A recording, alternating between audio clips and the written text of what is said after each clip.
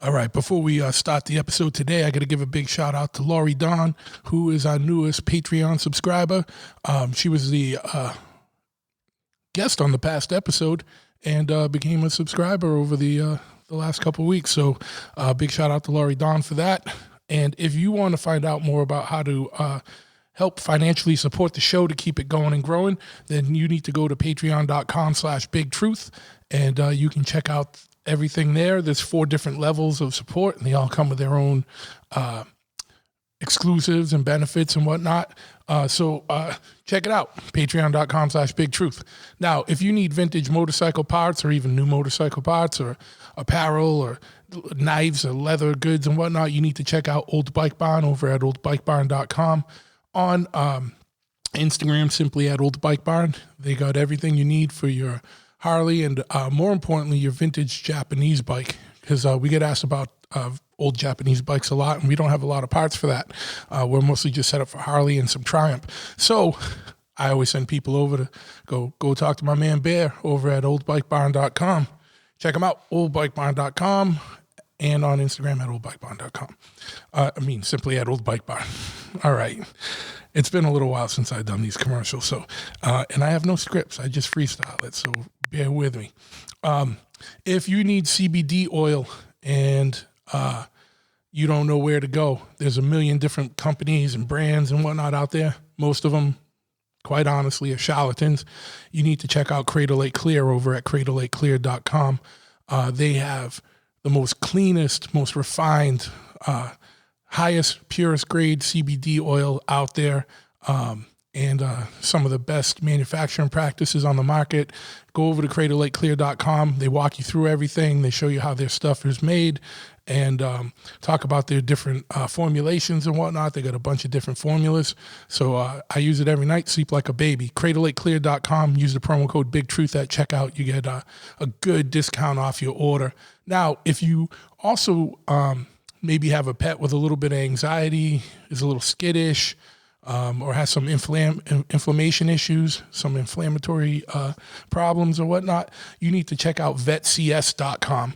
And VetCS is the best CBD oil specifically for for pets on the market. It was founded by a vet and a vet tech. They're out of Colorado. Check them out, vetcs.com. They got formulations for your dog, for your cat, or for your horse. And if you use the promo code BIGTRUTH at checkout there, you get 20% off your order there. I believe it's either 10 or 20%. I'm sorry. So that's that. Now, if you're looking for some clothes, spring's turning into summer. You need a new wardrobe. It's getting hot out there. You need some tank tops or whatnot. Go check out Omerta at omertamia.com or on Instagram and all the social media simply at Omertamia, which is OMERTAMIA, the most real and legit streetwear brand out there. It ain't by culture vultures. It's by motherfuckers that live and breathe the lifestyle. 2 of my brothers run this company. And if you use promo code BIGTRUTH at checkout, you get 20% off your order there. Now, if you're still looking for clothes, but you're a little off kilter, you like to play Black Sabbath records backwards, you're into the occult, or you're reading the all of Aleister Crowley's works, or you know what I mean, you're a little off. You might be into serial killers. You like to read up on cult leaders, shit like that. But you're also into like choppers and show vans and cool shit like that. Then you will like Heavy, which is a clothing company run by my man Zach Doom. And you can find them at heavy.bigcartel.com or on Instagram simply at Heavy Clothing. They got all kinds of cool antisocial clothing items and nefarious wares. Check them out there. Chop Cult. If you want more information about, if you're into bikes and riding and chopping bikes and going to motorcycle events and everything like that, you need to go to chopcult.com, the biggest online resource and message board setup for motorcycle riders. They also have an events page that has all the events laid out by date and by location. And they have one of my favorite parts is the online message board. The online swap meet where you can buy, sell, and trade and swap parts, and absolutely free to join. You don't got to put no credit card down or nothing weird. So go check them out, chopcult.com. and on all the social medias, simply at Chop Cult. If you find yourself in the unfortunate position where you are in a motorcycle accident, guess what? If you're a rider, there's two kinds of riders, those that have gone down and those that are probably going to go down. It's an unfortunate truth, right? You need to check out Law Tigers over at lawtigers.com. It's a motorcycle accident law firm founded for riders by riders. So go over to the main page there, lawtigers.com, or go on Instagram and type in Law Tigers plus the name of your state, and you can get in touch with your local regional office that way. If you're still looking for more clothing or records, check out Pitchfork over at pitchforkny.com, Pitchfork, New York. That's the clothing company that all your favorite bands are rocking. So check them out, pitchforkny.com. They also put out all kinds of cool limited edition records. They had a 7-inch series. That was a compilation 7-inch series. They just put out a new New York hardcore 12-inch compilation. Check all of that out, pitchforkny.com.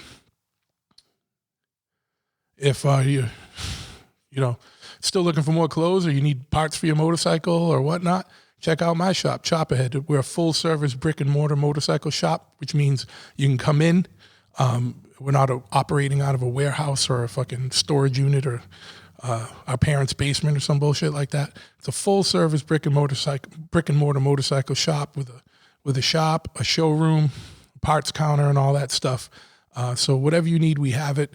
If we don't have it in stock, we can have it usually within a day, depending on what it is. But and we do mail order and whatnot. So you can go to chopahead.com for that, or come by the shop, 13 County Road, East Freetown, Massachusetts, 508-995-6764. Last but not least, check out the podcast website over at www.bigtruthpodcast.com. All the show information's there. All the episodes are up there. And please, if you like this podcast, if you like this episode, if you like the podcast in general, hit like, hit subscribe, leave a review, leave a comment, and spread the word. And without further ado, let's get into it right now. The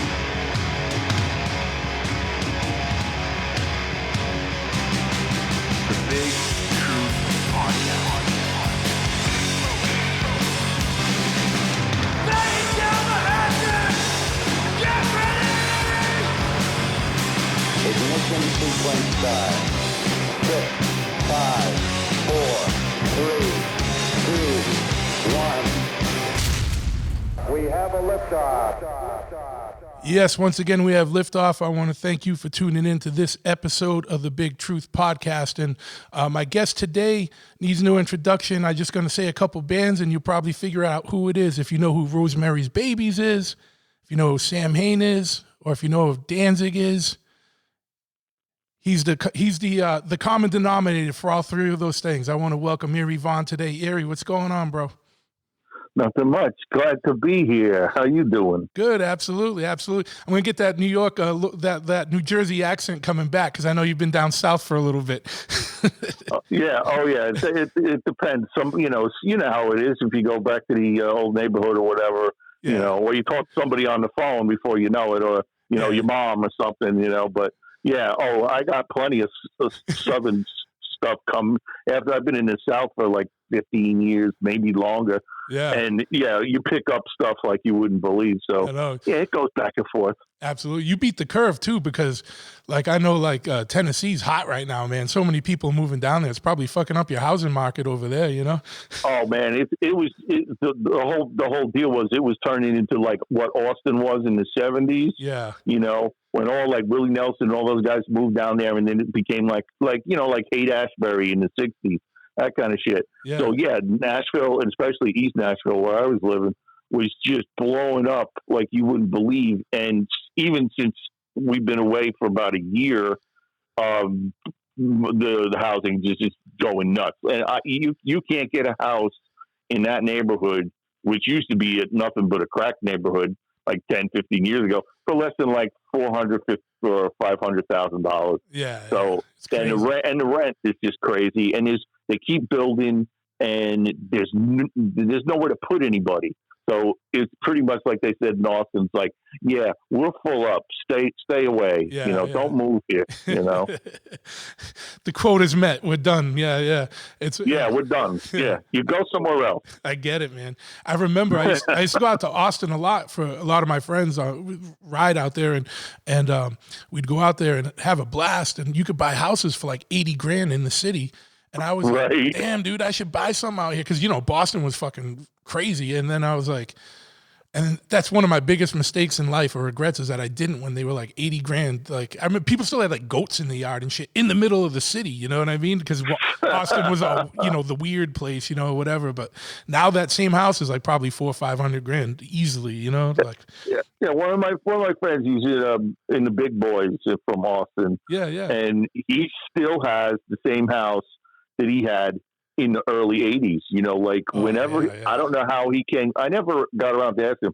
Either he bought it or maybe it was in the family or something, but he's still there. And I can't even imagine what the place is like, how much it would go for now, He's probably like the bane of the existence in the neighborhood too, like the last old school holdout, you know what I mean?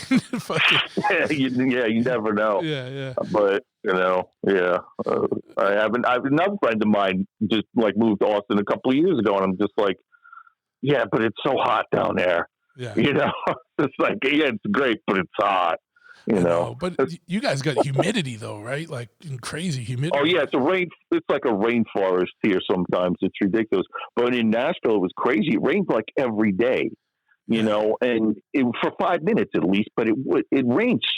I actually checked on it, and it said Nashville got more rain per year than Seattle, and I was just like, oh, okay. That's no wonder everybody's depressed. Yeah.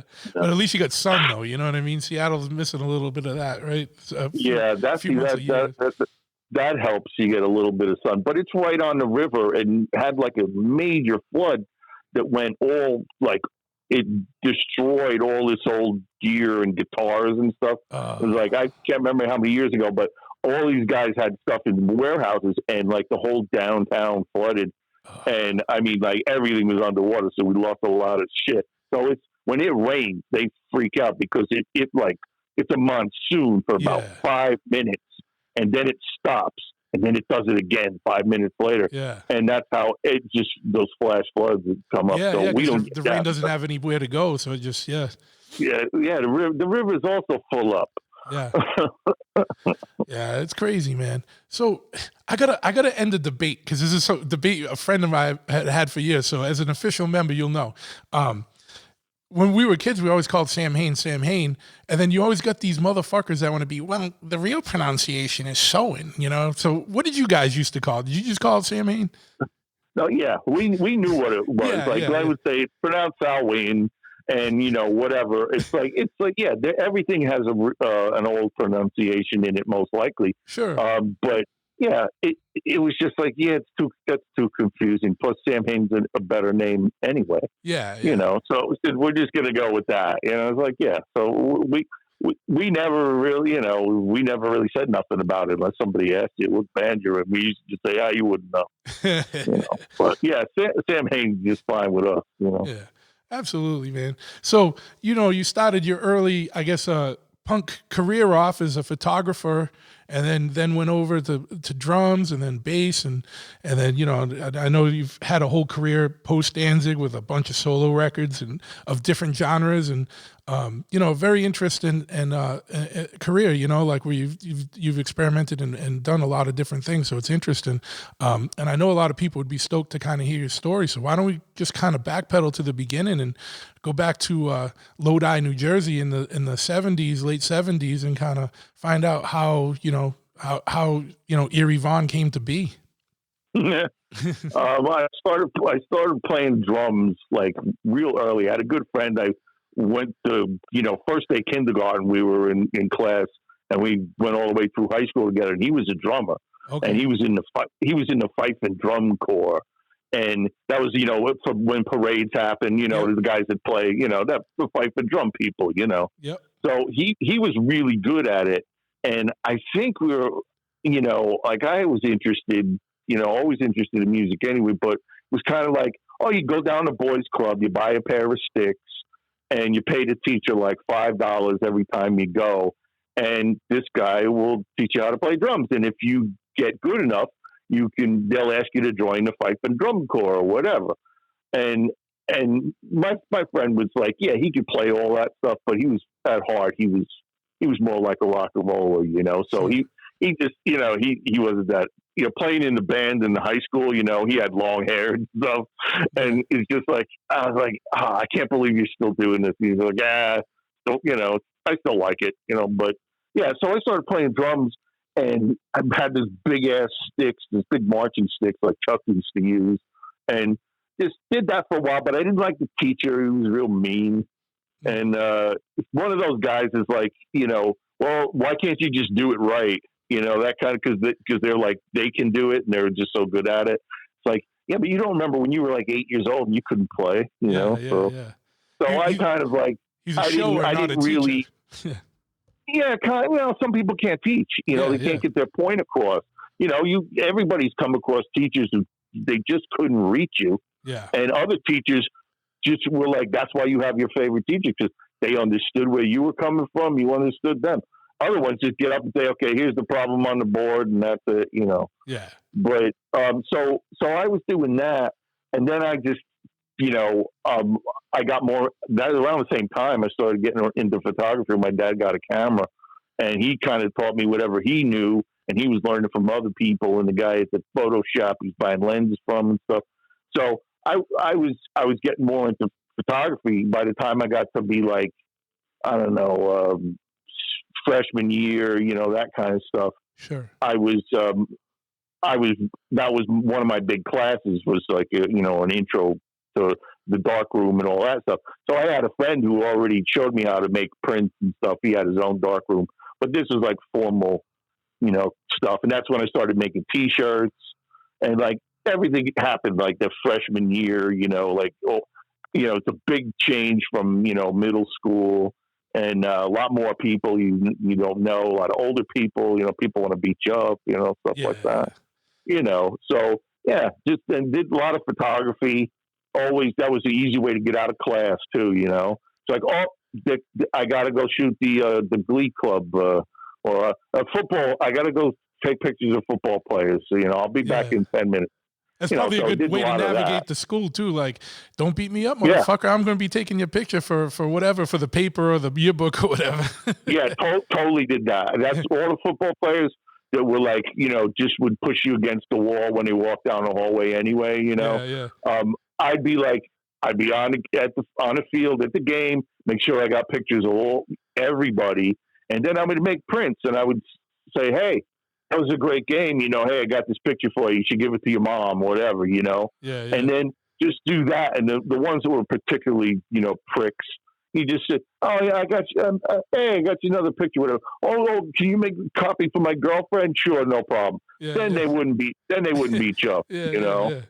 Like, oh, you don't want to beat up the guy. He takes pictures of us, you know, and stuff like that. Absolutely, so, yeah, so yeah, that was a good thing, and you know, so yeah, and basically, when me and Doyle we became friends in like 7th or 8th grade. We ate lunch every day together. Like they gave us assigned tables and stuff, and so we sat across from each other every day for a year or two, and got to be friends. And then freshman year, we were in gym and stuff like that, but we hung out, and it was just one day he was just like, you know, you still playing the drums? I said, nah, not as much as I used to and stuff. He goes, oh, you should get back into it. He said, you know, Misfits always need a drummer, you know, so, you know, you should just go start playing drums again.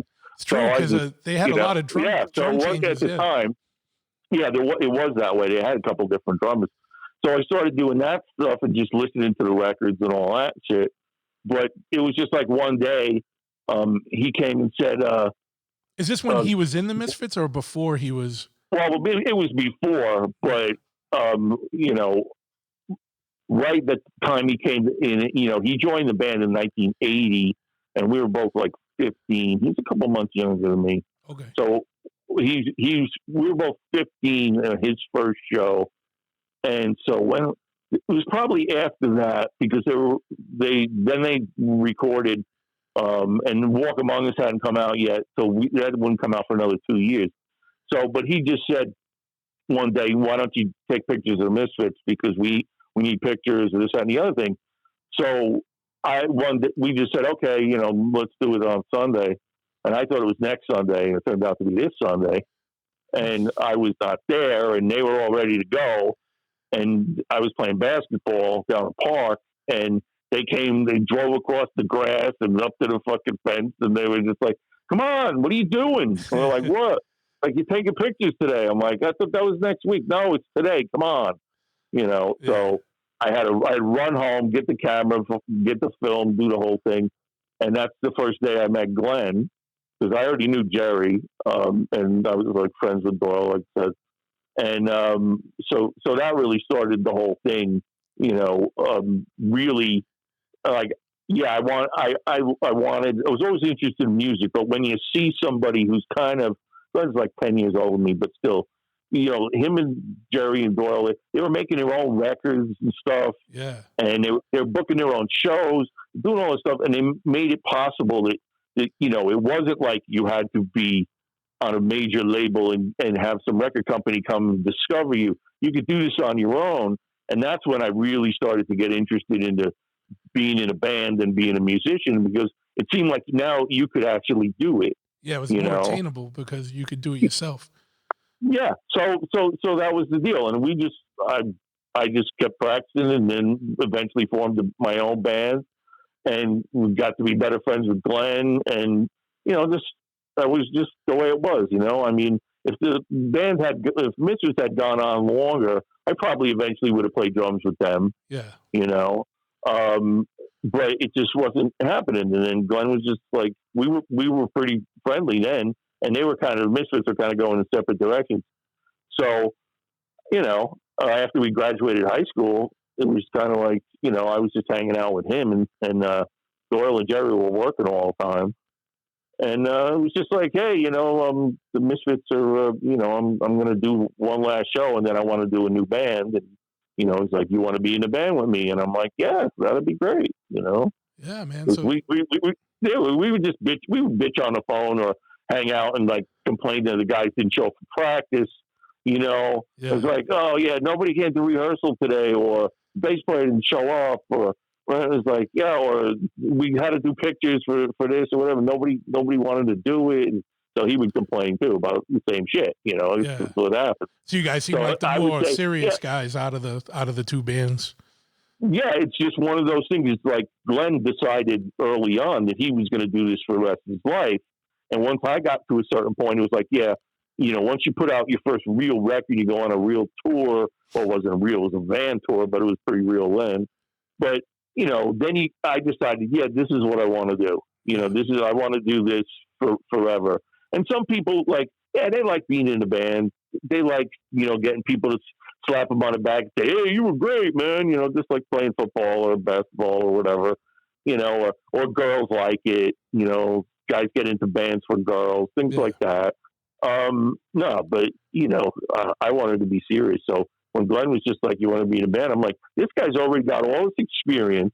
It's like, nobody really cared about the Misfits. I mean, it was just all underground stuff. So it wasn't like he had a big name, but he had a name. Yeah, sure. And he wrote good songs. He was a great singer, and the Misfits were cool as fuck. And I was like, yeah, I want to be in a band with this guy. Fuck yeah. So that was it. And it was, that was the beginning of the whole thing. It was just like, yeah, why not? And we were, I live in the same town. And eventually I had a car. I could drive him around, So it's like, it made a lot of sense, Yeah. So before we get into like the Samhain stuff, like, you were still a kid in high school. Misfits come pick you up to do a photo shoot. Did anything come of that photo shoot? That first one you did with them? Yeah, they used like six or seven or more of my pictures in Walk Among Us. It's on that first shoot. Sleeve that, the sleeve that goes, holds the record. Yeah. One side has lyrics, the other side has pictures. Yeah, like 6 of mine are in there. And then after I shot them at the Cave, they had a show like a month later or whatever, and it was just like, well, come shoot the show. I'm like, okay, yeah. So you just go like you would go like sound check time, and help carry the gear in, and whatever, and just hang around, and then until the show, and then shoot the show, and then go home and go to school the next day. Yeah, it's crazy. And I shot them. I went down to Philly with them once, and some shows that were in New York, whatever. And I don't know if any of the live stuff is on. Yeah, but they, like I said, they use like 6 of my shots from the cave and maybe one of the live shows or a couple of live shows. I'd have to look at I haven't looked at that sleeve in a long time. So, sure, but yeah. So that was cool, And where did you shoot from as a photographer? Did you shoot from the stage or did you shoot from inside the pit? I shot from wherever I felt like, It was pretty rough. Yeah. If you were, I wanted to get stuff from the front. Well, some shows there was nobody there, so that wasn't a problem, Or there was, there was people maybe in the pit or on the floor, and then everybody else was on the outside watching, Yeah. So I was lucky enough to shoot them a couple of times where there weren't big crowds, and I would just go, well, I think I'll go on stage now. So I would just, sneak around, and I'd go on stage. I go by Doyle's side, then I run back around, go by Jerry's side, whatever. Yeah, so it's pretty much whatever I felt like doing. Sure. And when I think about it now, it's so crazy because I would take like one picture and move on. Like I didn't stand there and like hit the auto drive because I didn't have one and just go jig, jig, jig, jig, jig, and get 8 pictures and go, I'll just take the good one in the middle. Yeah. No, I took one picture, then I went and focused on somebody else. Yeah. So I did that the whole time. So you look at my negatives, there's like 72 different photos, like, and like almost 80% of them are good or in focus or whatever. So it's like I got real lucky. But I shot a lot of sports. When in high school, I shot a lot of sports. So that was the whole thing. I played basketball. I played baseball. And then I was too skinny to play football. So I took pictures of football players, and just and you learn how, like, you stand on the sideline and the coach is calling a play. You just go, which way is that play going? They go, it's coming right this way. So now I know the action's coming to me. I set up, get ready. Guy runs right into my lens. There you go.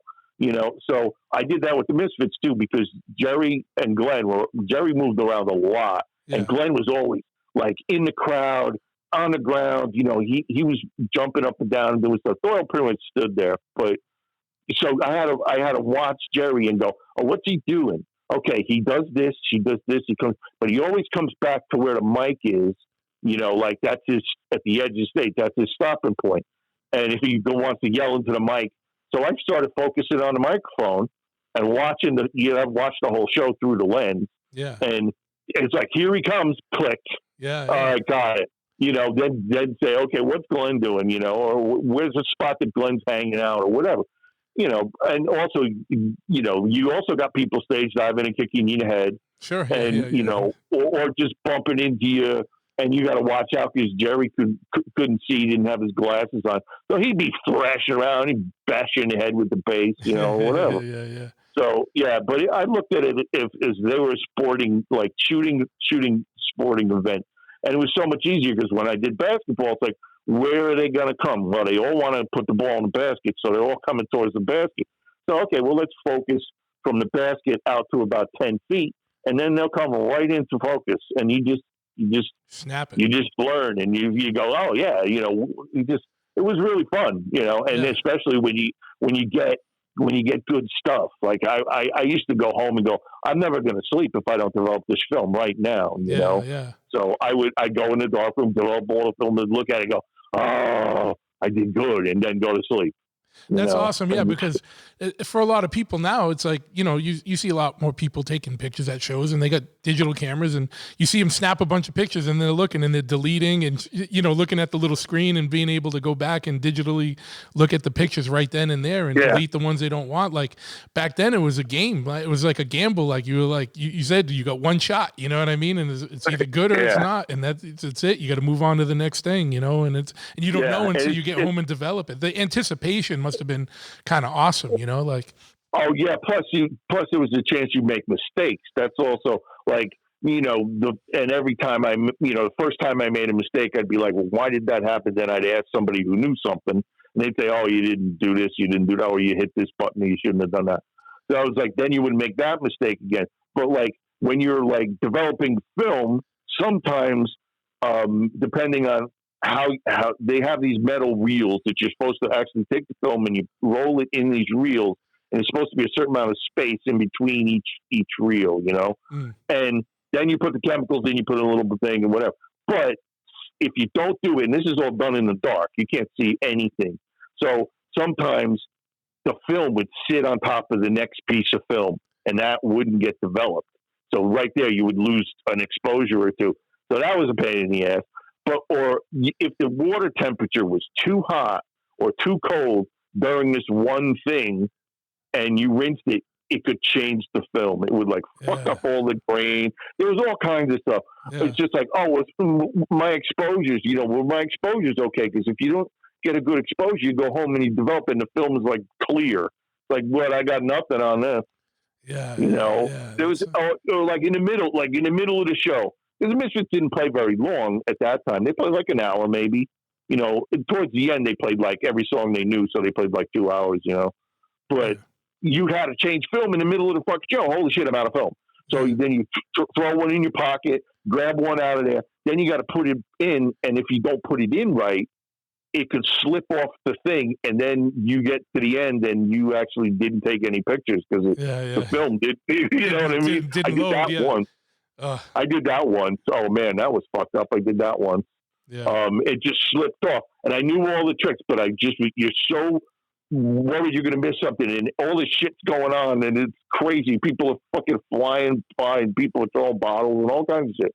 So you know, it was a real thing. It was an event, you know, and it's not like today where they hold it up and they get video and they watch the whole show, and then they watch. You know, they go home and they watch it later instead of like enjoying it. But I never got to really see the shows anyway, because I was always looking through the lens. And I didn't even know, like, I had to relive the show through the photos, because it's so much going on, and you never knew. You were hyper focused and looking right through that lens. You weren't looking at the whole. And that's how you didn't know somebody was going to, you know, knock you off the stage or whatever, you know. But yeah, I was in the pit a couple of times with the camera, but it was really hard to like carve out a spot, take a shot, and then get the hell out of there. You know, because I used to go to those clubs and get on the dance floor and do the same shit and stage dive and all when I wasn't taking pictures, because I went to see all my favorite bands when they came into town. And all my favorite Boston bands when they came. I was big, you know, me and my guys from Rosemary's Babies, we loved the Boston crowd. We, you know, somebody just said, we were going through something, and an FU song came up, or a Jerry's Kids song came up, or something.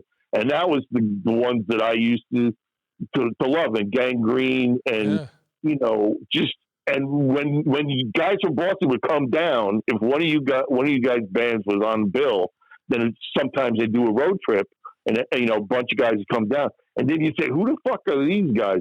And they all looked different, and they dressed differently. They had different ways of like dancing and different ways of stage diving and shit. So we started getting to, you know, be friendly with them and sort of mixing a little bit of Boston with the Jersey and the New York shit, which the New York people couldn't stand. They already hated us because we were from Jersey, but they were like, no, they hated Boston even more, you know. But the music was so awesome, and I still listen to. I love the FU's My America album. It's so good. So good. And I had to play something for the old lady. I said, you might actually like this, because she's like 20 years younger than me. And the kind of music she listens to is very close to a lot of stuff that I liked when I was her age and younger. So I was like, yeah, you should listen to this. When I was like 20, 22, this is what I was listening to. She's like, yeah, this is pretty cool. And it was like hardcore, but like, I don't know, all hardcore bands really wanted to play metal because, you know, or something. And a lot of bands started doing power chords and doing shit, and it really wasn't metal. But people, you know, when you're a skinhead, you're going like, that's not fucking hardcore, that's not punk, whatever. But everybody evolved into something else. But man, I still love it. Oh, I love some of that Yeah, shit. It still makes me crazy. the rock shit hit hard in Boston. If you like listen, obviously you know like the later SSD records or the later the Straw Dogs or Straw Dogs. the later DYS records got a little more rock for sure. But yeah. I remember when SSD put out that one album that everybody thought was like metal, and it was just because it was real slow and it had lots of big power chords and shit in it. It was like a blue and gray cover. I remember that was the first one that everybody hated. Get It Away? Was it Get It Away? Or was it after Get It Away? It might have been. Yeah. He goes, it sounds like it because we would have said, hey, get it away. And like would have tossed it aside or whatever. Yeah. It was the one. I think it was the one that had How Much Art on it. Yeah, was that on that? That was Get It Away. Yeah, Pushead drew that. Oh my God! Yeah, we were upset about that. Yeah, because like so you guys must have went real crazy when How We Rock came out. Oh no, we were done by that time. No, we had moved on to other shit. But there was a beautiful like 3 or 4 year period that was just amazing. With the bands and the shows and and got to see, because I was in New York like every weekend for shows, and everybody came in. You could see the Bad Brains and Minor Threat on the same bill with the Beastie Boys, and all the New York bands were cool.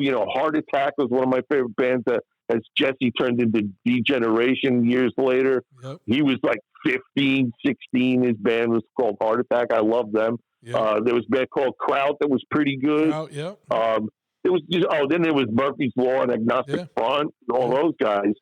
All doing like playing at A7 and like CBs and stuff. Yeah, hell yeah. And there was just so much great shit. I mean, I loved seeing the Bad Brains. It was a fucking man. Talk about a workout. You were lucky to get out alive sometimes. It was amazing. I get so mad, man, because I skated in when I was a kid about 85, so I just missed that whole first wave there. You know what I mean? Like the hardcore thing was everybody was starting to turn into the Straw Dogs and all that shit. You know what I mean? I saw like FU's last show was FU's, but it was basically a Straw Dog show. But I did see Jerry's Kids open up for Suicidal on like 85, and Jerry's Kids was still fucking. They never slowed down. They kept it fucking hard, the whole time. Yeah, I see. I didn't. Somebody had just posted something on like Facebook, and it was a Jerry's Kids record that I didn't know about. And I have like 2 copies of the "Is This My World" record. That's and one's still in shrink wrap, I bet. Damn, and that's awesome. I saw them when Chris from Gangrene was playing guitar. I don't know if he was sort of in and out of the band, but he was playing with them at that time when they came to New York, and that's the only time I got to see him. But when the compilation record from '83, "This Is Boston, Not L.A." came out. Oh my God, that was like me and Glenn were listening to that all summer because those like 6 or 7 or 8 Gangrene songs I fucking flipped. I love that shit. Yeah, me too. Man. And that's all I cared about for that whole record. And we listened to a concert. That's why I always thought Kami and all that stuff. Yeah. I always. Oh yeah, no, please. Yeah. I always thought that maybe that's why Earth AD was so fast because that's the same summer that all those cool Gangrene songs were on that compilation. And we listened to it a lot, because Earth AD was such an anomaly, dude. I love that record, you know what I mean? But it was such an anomaly from the rest of their catalog. Yeah, exactly. You got to approach it as a different animal altogether. Absolutely. But but the funny thing was that Jerry and Doyle, what Glenn told me was they were getting into like Iron Maiden and stuff. Yeah. And Iron Maiden for like metal, they played pretty fast, I mean, it doesn't really, it doesn't feel as fast as say like Metallica or Slayer or something, but they played pretty fast. So I think it was a combination of both things that made that record so fast. Yeah. And then of course Robo, he played like the same beat through like the entire album. Yeah. The Robo beat. Yeah. And it's just fast. And it's just the same beat at the same time and all. And that was the funny thing when the whole time they toured with him, that all the shows, there were concerts, but all the shows, were like I said, they would run out of stuff. They'd say, "Okay, what do you want to hear?" And they would just play everything they had, but they played them all the same tempo. Yeah. So even like Teenagers from Mars and some of the real old stuff, you couldn't tell what the hell it was because Robert was just driving the bus, So playing the sped up a fucking lot? beat. Yeah. Oh yeah. Yeah. It was just one big wall of noise. It was unbelievable. I remember seeing everybody a video. loved it. Yeah, I remember seeing a video from when they played Boston in like '83. It was like at the end. Yeah, there was a channel video. Yeah, I was supposed to be there that weekend because they were going to film the show and then they were going to do. They were supposed to do like regular videos of like skulls and maybe something else, and they did Brain Eaters. Yeah, I saw that video when I was a kid. Yeah. Yeah, so that was the channel, and I couldn't go. It was a death in the family, so they went and they came back. But I've got original, like second or third generation copy of the show That's on awesome. VHS somewhere. Hell Yeah, and I also took the audio off of it, so I got a cassette of that whole thing. But I love the channel, man. We played there with Danzig. I think it was still open. It was probably on our first tour, and the Boston loved the Misfits. So when Samhain and Danzig would go, it's just like Boston. It's like our second, second favorite place. Yeah, And I got to see Roy Orbison at the channel like 2 months before he died. Oh shit. Yeah. Yeah, that's crazy. So that was great. So I didn't even know when it closed, but that was '88. Yeah. So I can't remember when it closed, but I love going to Boston. It was great. And plus my family had a house on the Cape. Okay. From like 100 years ago. It was sort of out like a fishing cabin. So I was up at the Cape maybe a week every year or whatever, that kind of shit. So we had kind of a connection. So I like Boston a lot, Yeah. So too bad we didn't do this last week, man, because my motorcycle shop, we had our 21st anniversary party this weekend, and Murphy's Law played, but Chris from Gangrene, Chris Doherty was there. I would have gave him a shout out for you. You know what I mean? Because I hadn't seen Chris in maybe he played our 10th anniversary party as Gangrene, that 11 years ago. But I hadn't seen Chris in a long time, and he had a stroke. But he's doing way better. They said he'd never walk again. He's walking around, with a little bit of assistance and stuff. He's not in a chair or anything. So he's powering through. When I got into doing Samhain, that like took over my whole world. Yeah. And so I wasn't focused on the hardcore stuff. So I kind of lost touch with everybody. Yeah. And only when we were back in town, I mean, even with Danzig, we'd still run into Springer when we played Boston, Yeah, Springer's fucking bananas, dude. He's still around. Right, I know. I know. Or, the bass player was Jamie, bass player? Yeah, Jamie, yep. Yeah. I still hear from him every once in a while. Yeah. I didn't know because I had heard all kinds of things about Gangrene and maybe just Chris being a little bit too heavy into something or another, and being a little detrimental to like the band and his like health in general and stuff. And so I never really knew. So now wild. You tell me it's all news to me, Yeah, he's wild, man. He's a wild man. But I figured, there had to be something, Yeah. Everybody's got their monkey, so. Best quote, man, because he's had a stroke, so half of his face is kind of not working correctly, and he's sitting at the thing, and I'm like, Chris, man, you need anything? He goes, first thing he goes, shot of Jaeger. And I'm like, all right, dude. Yeah, right. It's still rolling, all right. Yeah, but go get me a beer. Yeah, shot of Jaeger. And I'm like, all right. Yeah, that'll do. Whatever you need, bud. So yeah, man. So Misfits was winding down, and you and Glenn were both talking about how you guys were the more serious. Not talking about how you were the serious guys, but you're talking about like you wanted to get your bands keep going, but other guys weren't taking it as serious. So he asked you to come play in Samhain. And didn't you originally you played drums at first, right? Well, that was what I was doing. Yeah. And I practiced with the Misfits like twice, and it was like I was going to be in the band. I was supposed to do a gig. I practiced with them on a Friday, and they needed somebody because Dewey had quit or Glenn had fired him. I can't remember. I kicked them out of the band. And so I was going to be in the band, and I was supposed to do a show, but over the weekend I decided I didn't want to do it. Yeah. But Yeah, so I was playing drums in the first couple of rehearsals for Samhain because I hadn't heard the songs, and so I had a guitar and my drums were set up, and we had amps and stuff for Rosemary's Baby. So Glenn was just like showing me the songs and telling me what kind of like how he wanted to be or whatever, and they were all in like weird timing. It wasn't like because you got your own internal timing. And I know for a fact people from New York and people from New Jersey have a slightly different timing. So it's kind of like you can either play with them or they can play with you or you can't. And a lot of the songs were like, it just didn't feel normal and I couldn't do it. Yeah. And I was just like, so after like a couple rehearsals, I said, and for all intents and purposes, Samhain was definitely its own entity. It wasn't. It didn't really sound like anything all else. The stuff was. I don't know. I think Glenn wanted it to be weird in the beginning, and it just wound up being like whatever he was going through. But I wasn't a good enough drummer. All I wanted to do was play as fast as I could and play as fast as Gangrene or the FUs or whatever. So that's all I did, and I got really fast. But I couldn't do anything else. Okay. So I asked Craig from Rosemary's Babies to come down and play guitar. I said, "Glenn, I'll show you, the chords or whatever, and just if you could just help us flesh the songs out." So he did that, and I'm still not getting it. And Glenn and I just had a conversation, or I talked to him on the phone. I can't remember. And it's kind of like we just came to the mutual agreement that it wasn't happening.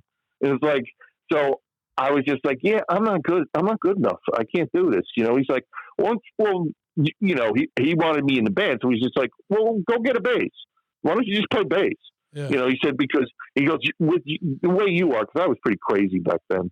He said, you should be out front anyway, because you got that kind of personality. And I'm like, okay, fine. And he says, we'll get that guy Steve to play drums. He's got a kit in his bedroom, or whatever. I'm like, okay, fine. So I ran down to the fucking store, bought a bass, and that was the end of it. I went, okay. Because I had a good job at the time. So bass was like, I don't know, $300, $400, $500. I don't know what it was. I just went down and fucking picked one out, bought it, cash. And there you go. And that was it. How old are you at this point? Like, how old are you? Like around like this? 19, 20. Okay. Yeah, I think it was first tour. 84 was like our first record. I was born in 61. Yeah, I would have been like 19 or 20 years old. Okay. Yeah. So that was still nuts. Yeah. And so, getting on the road, you said you the first record, you did the first tour, and on the first record, there's only three of you. Is it because you didn't have a fourth guy yet when you took that picture? Yeah, that's all it was. Okay. Yeah, it's like Glenn had he had like a little plan, like he didn't always tell us, but he had like a timeline. So he's like, okay, record the record, get it out, and then book the tour for a month afterwards. So he had this all according to plan, Yeah. So he wanted the record out at a certain time, and we didn't have a guitar player. So he played some guitar, and then he had Lyle come in from Minor Threat, and Lyle played some guitar and stuff, whatever. So we had the three of us. We needed a cover, and there was three guys in the band, so we took the picture, and that was it. Where was that taken? And that was in Glenn's basement. Okay. I always heard that. I wanted to confirm it. Yeah. Yeah. Well, it's probably the same. I don't know how it is with your like families in Boston, extended families and stuff, but the Italians all have a basement apartment in their under the house. Yeah. So when the first one gets married, they live in the basement for the first year while they get money until they can get their own house. Yeah. So Glenn just happened to never leave. Yeah. So he had like a kitchen, a refrigerator, and it was right next to the furnace. Yeah. And and then he had a little twin bed and a TV and all his toys and stuff, and that was it, So we took it in the kitchen somewhere. Nice. That's a pretty iconic record cover. That's why, you know what I mean? Like I was I can't get away from this shit. When the pictures pop up and stuff, I start remembering things, and then I hear somebody tell like, oh, how we took it or who took the picture. I'm like, hey, I took that picture. I set up the whole shot. I did everything. I was the photographer. Glenn had taken some classes. But he looked through the lens and he's just like, yeah, that looks cool. But yeah, I pressed the button. I did all. I was like, there was nobody else there, you know.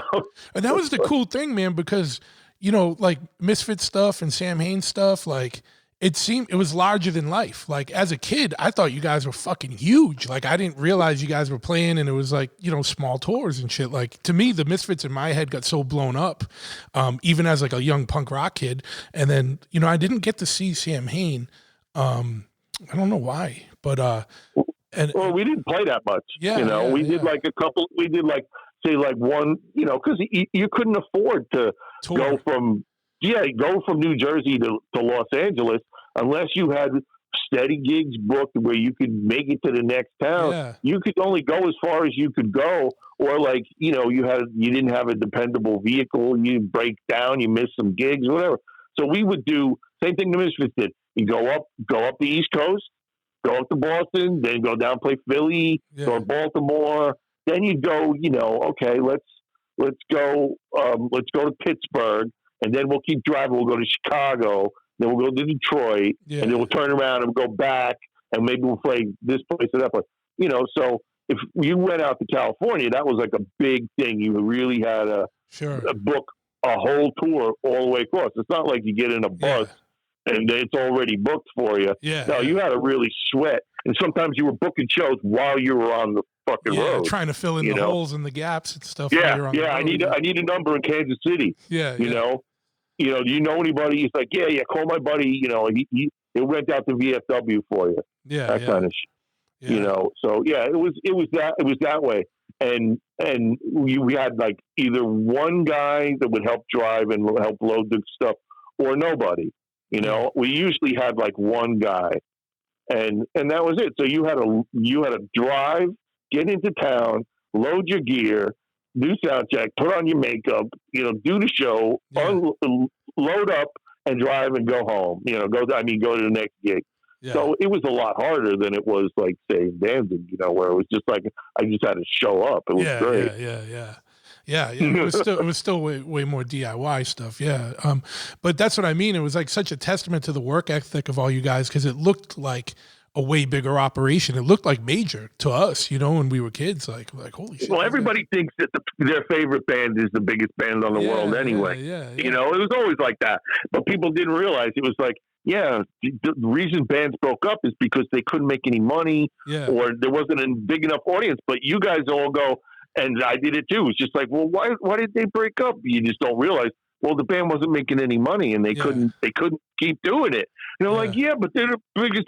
I think they're the biggest band in the world. Yeah, well, if you buy 1 million records, then they can stay on tour. Yeah, exactly. Yeah, you go out and buy 1 million records, and then we'll talk. Okay. There wasn't any arena tours at that point for the Misfits, right? Oh no, man! It's, we Samhain played the same places that the Misfits played, because it was soon after. And a lot of the places would come and go. Like they could be up for like 6 months or a year, but a lot of the gigs were VFWs and stuff like that, rented places that you could rent for a couple $100, and you get a sound PA, sound guy with a PA for like $250, and you charge $5 at the door, and hopefully you don't lose any money, and then you give the band as much as you can, But hopefully you sell enough merch to help supplement that, whatever you didn't make at the show. Oh yeah, we had T-shirts, and Glenn learned that from the Misfits. You bring screens. We used to have shirts, and then when we ran out, we'd buy shirts while we were on the road. Just look up in the phone book for a distributor, and then print some more shirts. And a lot of times the shirts saved your ass, because they were probably $10 a piece. But you sold 10 shirts, that's an extra $100. Absolutely. And that goes, you need gas money, or all of a sudden alternator goes on the van. Yep. Yeah. That T-shirt money saved our ass more than once. Absolutely. So what was it like? I mean, I know you hadn't been in the Misfits, but you'd gone around to a bunch of shows with them. Like the first Samhain tours, What was that like? Did you meet a lot of resistance from like the Misfits crowd? Where they're like, "What the fuck is this?" Like, especially like maybe on the first tour where people weren't as familiar. Because, you know, by the second or third record, everyone kind of understood like the direction of Samhain. But like, Well, the first show was like, okay, people came out because they wanted to see what's Glenn's new band going to be like, yeah, you know. And so, of course, a lot of people were like, we were not playing as fast as the Misfits were, especially at the end there, where they were pretty much like a hardcore band, you know. yeah, So we were playing slower, kind of gothy, doomy kind of crap, you know, and they'd be like, play faster and yelling out for songs and stuff. And when we went on the first tour, the problem was the record wasn't out yet. Like, oh, okay. You beat the record. What happened was the record was supposed to come out a month before, and because he had already booked the shows, and now we're stuck.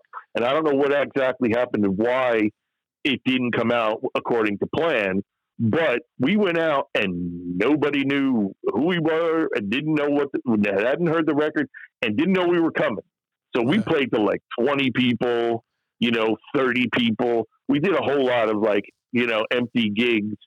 And then the next time when the record comes out, and it's out for like 6 months or a year. Then the next time we come around, that's when people started to show up. But still, you know, it took like 3 good years before we were playing, you know, decent places. We were just playing clubs, you know, or rent halls. And the same, you know, now it is the same, you know, 100 kids in the scene are going to go see every band that comes into town anyway. Yep.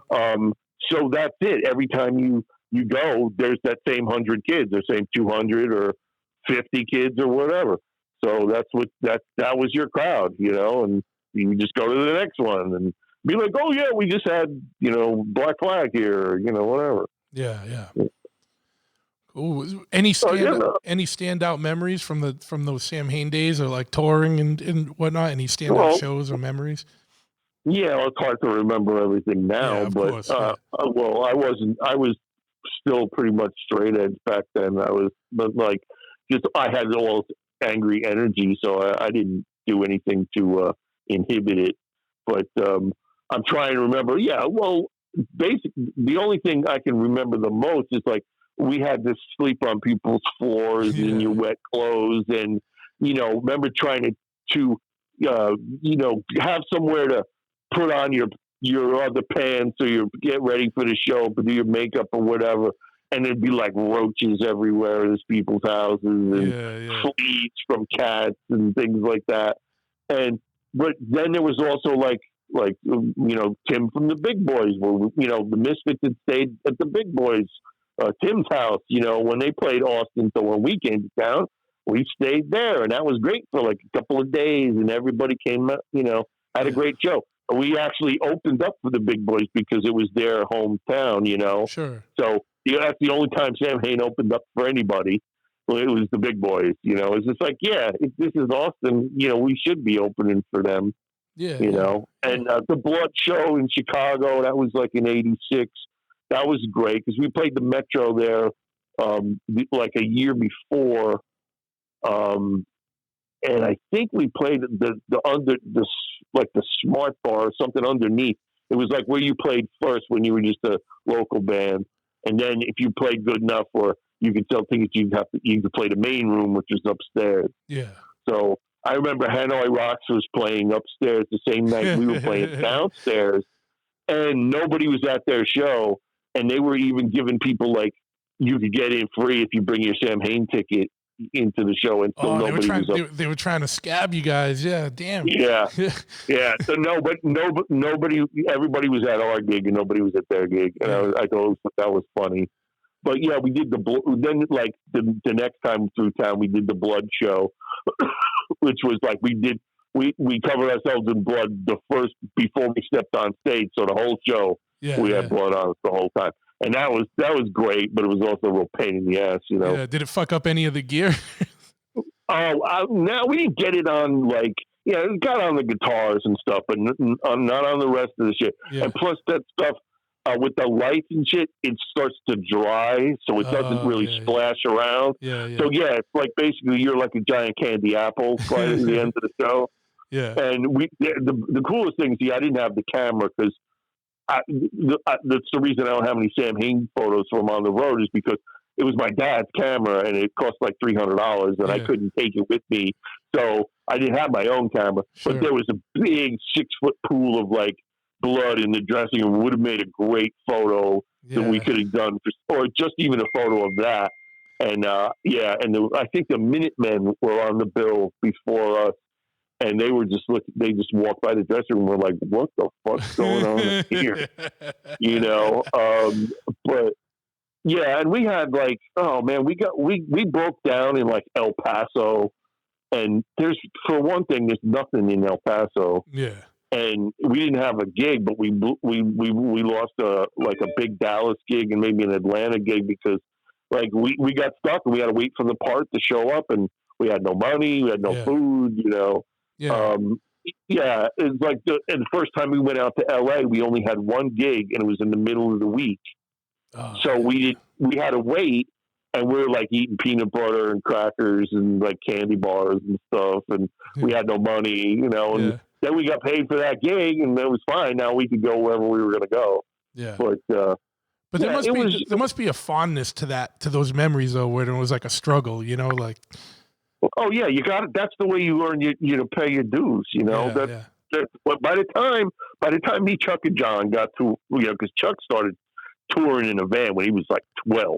Yeah. So by the time, and Glenn had toured more than me, but it wasn't as much as say like Black Flag toured, where they played like everywhere. But by the time we got to a bus, first time I stepped on a bus, it was our bus. I sat down and I went, yeah, I think I can get used to this. Sure. You know, it's just like, I remember the feeling like it was yesterday, going like, yeah, I ain't never getting off this thing, you know, and that was it. So it was I think if you don't go through all that, it's just like starting at a company and you start in the mailroom, and by the time you're done, you're like, you know, vice president or whatever. You got to learn the ropes and learn how to be on the road, and just, you know, some people like tour managers and stuff, when we got them for Danzig, they would tell us things like, you guys have never done like real tours. This is what you got to do, and give you little pointers and stuff. It was like a whole different world. Yeah. But yeah, you really got to go through all that, because that's how you learn, you know. And by the time you get to a certain level, you become a professional, you know. I mean, and that was it. This is your job, and if you've learned and paid attention and you apply yourself, you're really good at it. So, you know, that stuff's all really necessary. Yeah, plus everybody talks about, oh, yeah, this is great. I'm like, yeah, it's great. Making no money and being stuck in the middle of Wyoming with no gig. Yeah. And you know, waiting whatever. on a part. Yeah, no income, and waiting on a part so that you can go someplace to make money. Yeah. And still, when you come home, you still have to have a regular job. Yeah. You know, and all that stuff. And if you're lucky, most of us would have to quit our job if we had to go on the road. You know, but I was lucky at that point. I was working in a hardware store, and the guy was really super cool boss. I would tell him, hey, I got to go record. We're working on this new album, and I got to go record. So I can't come in, or I got to leave after lunch. And for like 3 hours, I'd go to the studio or whatever. And he'd be like, okay, go ahead. So then I would say, listen, I got to go on the road for like, it's only a month, you know, I got to go. And if you want to fire me, I understand. But, you know, I'd rather, you know, just come back. You know, he's like, okay. He'd be like, your job will be here when you. So I was lucky, but mostly everybody else either couldn't have a job or would have to quit their job just to go on the road for even, you know, any time at all. You know. Yeah. No, I never had a job, you know, so he didn't have to worry about that. Yeah. You know. So, but talking about like studio and stuff, like what was the writing process for Samhain? Was it like Glenn driving it, or were you guys all kind of writing together, or how did that work? Well, like I said, Glenn's already Glenn from the Misfits, and like, see, we thought the Misfits were the greatest, you know, and then Glenn was the bomb, you know, but we also knew that it was, you know, it wasn't a big thing, but we didn't care because they were so cool, you know.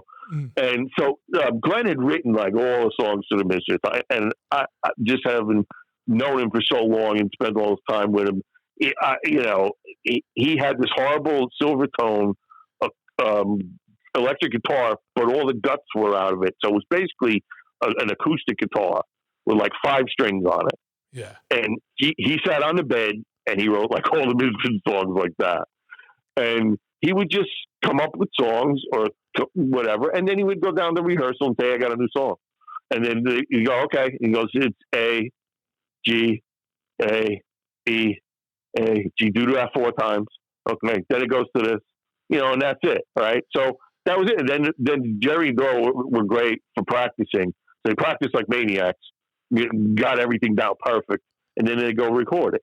Yeah. So when we got to Samhain, first of all, Glenn's not like 10 years older than me.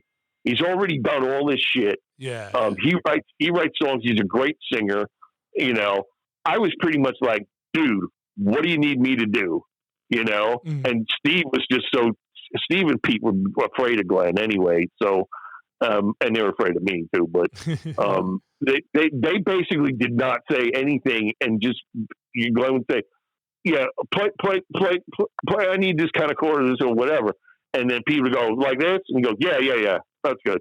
So like they never like said, oh, we should do this, but yeah, Pete would throw in a suggestion. But for the most part, Glenn would say, okay, I got a new song, and this is how it goes. Gotcha, yeah. And then we would just practice it until we got it right, And then he'd write the words, and usually words were what I recall. He didn't write a lot of words because he used to carry them around with him in this little plastic thing. It was really weird. And he wrote words. We wouldn't hear the words till we had laid all the tracks down. And then I remember being in the studio with Steve, and studio was so small. We were sitting next to the dryer while Glenn was doing the vocals. Yeah. And so me and Steve were leaning against the dryer or the washing machine, and Glenn's doing the vocal. First time we ever heard him sing Samhain, and we looked at each other and went, "Oh man." Because it was like the song was already cool, and now it's awesome. Yeah, it got tied together. It became a song once the vocals. It became, it was like, and we didn't realize it was that cool. So we were like, I can't believe we're in this guy's band. Yeah, because it was that cool moment, and that was pretty much it. And I just wanted to be in this band because I wanted to be in the Misfits too, Sure. Yeah.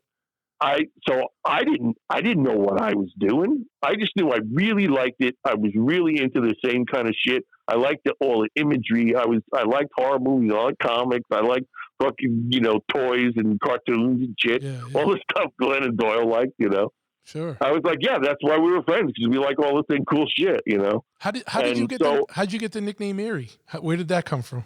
Oh, it was just a punk rock name, like, come on, everybody had to have a punk rock name. Sure, yeah. Like, hey, Jerry Only, Johnny Rotten, Sid Vicious. Yeah. So I was like, I was reading the, Famous Monsters and Fangoria, and then there was a magazine called Eerie. Yeah. And there was a magazine called Creepy. Remember that. Yeah, I was like, Eerie, that's close enough to my name. I'm like, that's going to be my name that I'm going to put on the record when I'm going to do Rosemary's Baby. Yeah. And then I think one of my relatives used to call me Von Eric or something, and I just said, "Oh, Eerie Von." That's it. Yeah, Von Eerie Von. I'm like, that's going to be my punk rock name, and so everybody just started calling me Eerie anyway. Yeah. And I put it on. I make T-shirts with Eerie on them and stuff, and I just wear them, and that's it. People just call me that all the time, Oh yeah. So that was it. It was just I came up with. You had to have something, Sure. Had a punk rock name. Plus, you wanted to keep your family out of it, so you didn't want to use your real name. Yeah. Because in case something happened, you didn't want people showing up on your doorstep looking for you. Yeah. Bothering my mother. Yeah. So that was it. So when did Rick Rubin come into the picture, and how did the transition from Samhain to Danzig come about? I can't remember exactly. Like, I've heard recent stuff about how Rick wound up going to it was a showcase show called the New Music Seminar. Oh, like CMJ or CMJ or something like that? It's sort of like South by Southwest, that kind of thing. Oh, okay, yep. Yeah, well, it's CMJ, yeah, that kind of thing. But it was called New Music Seminar back then, Yep. and it was like bands that were like on the cusp or had potential to go to the next level. It was like, you know, in New York, it was like we'll invite these bands, and you'll play for some record labels and stuff, you know, or some producers, whatever it was. It was a regular show, but these people would be in attendance, you know. So it was a kind of a showcase, kind of. Yeah, that's what we used to call it, a showcase. Yeah. So Glenn, I remember Glenn called me and asked him. He said, "We got a chance to do this thing," and he was explaining it to me, and I said, "So what good is this going to do us? I mean, like for what?" So it was like pros and cons. All right, so why should we do this? He says, "Well, you know, it's going to be this, that, and the other thing." Well, you think it'll do us any good?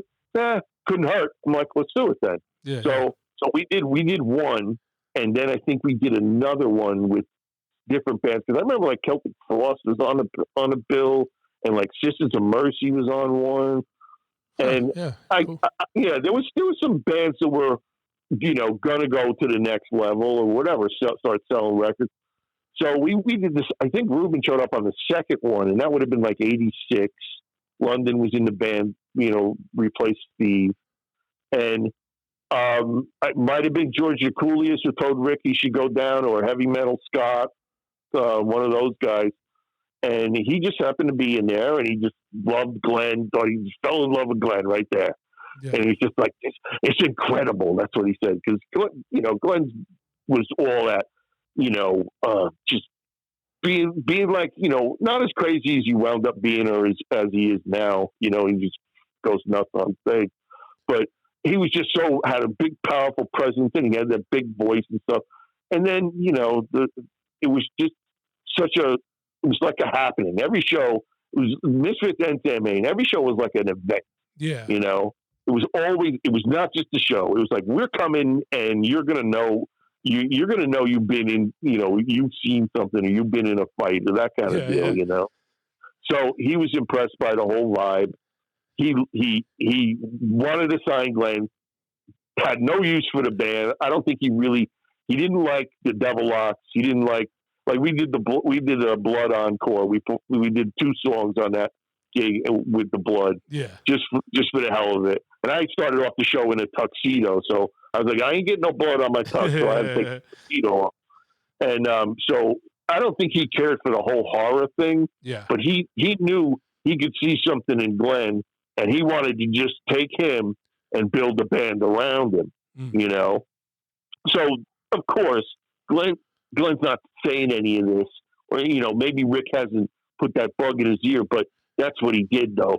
He started taking Glenn out to dinner, and it's like they both like wrestling, so they go wrestling, and then they'd start talking, and Rick would start telling him, like, his vision for the band and what he wanted, and little by little, it was just like, oh, well, you know, Glenn doesn't think the guitar player is really going to make that transition with us, so we need a new guitar player.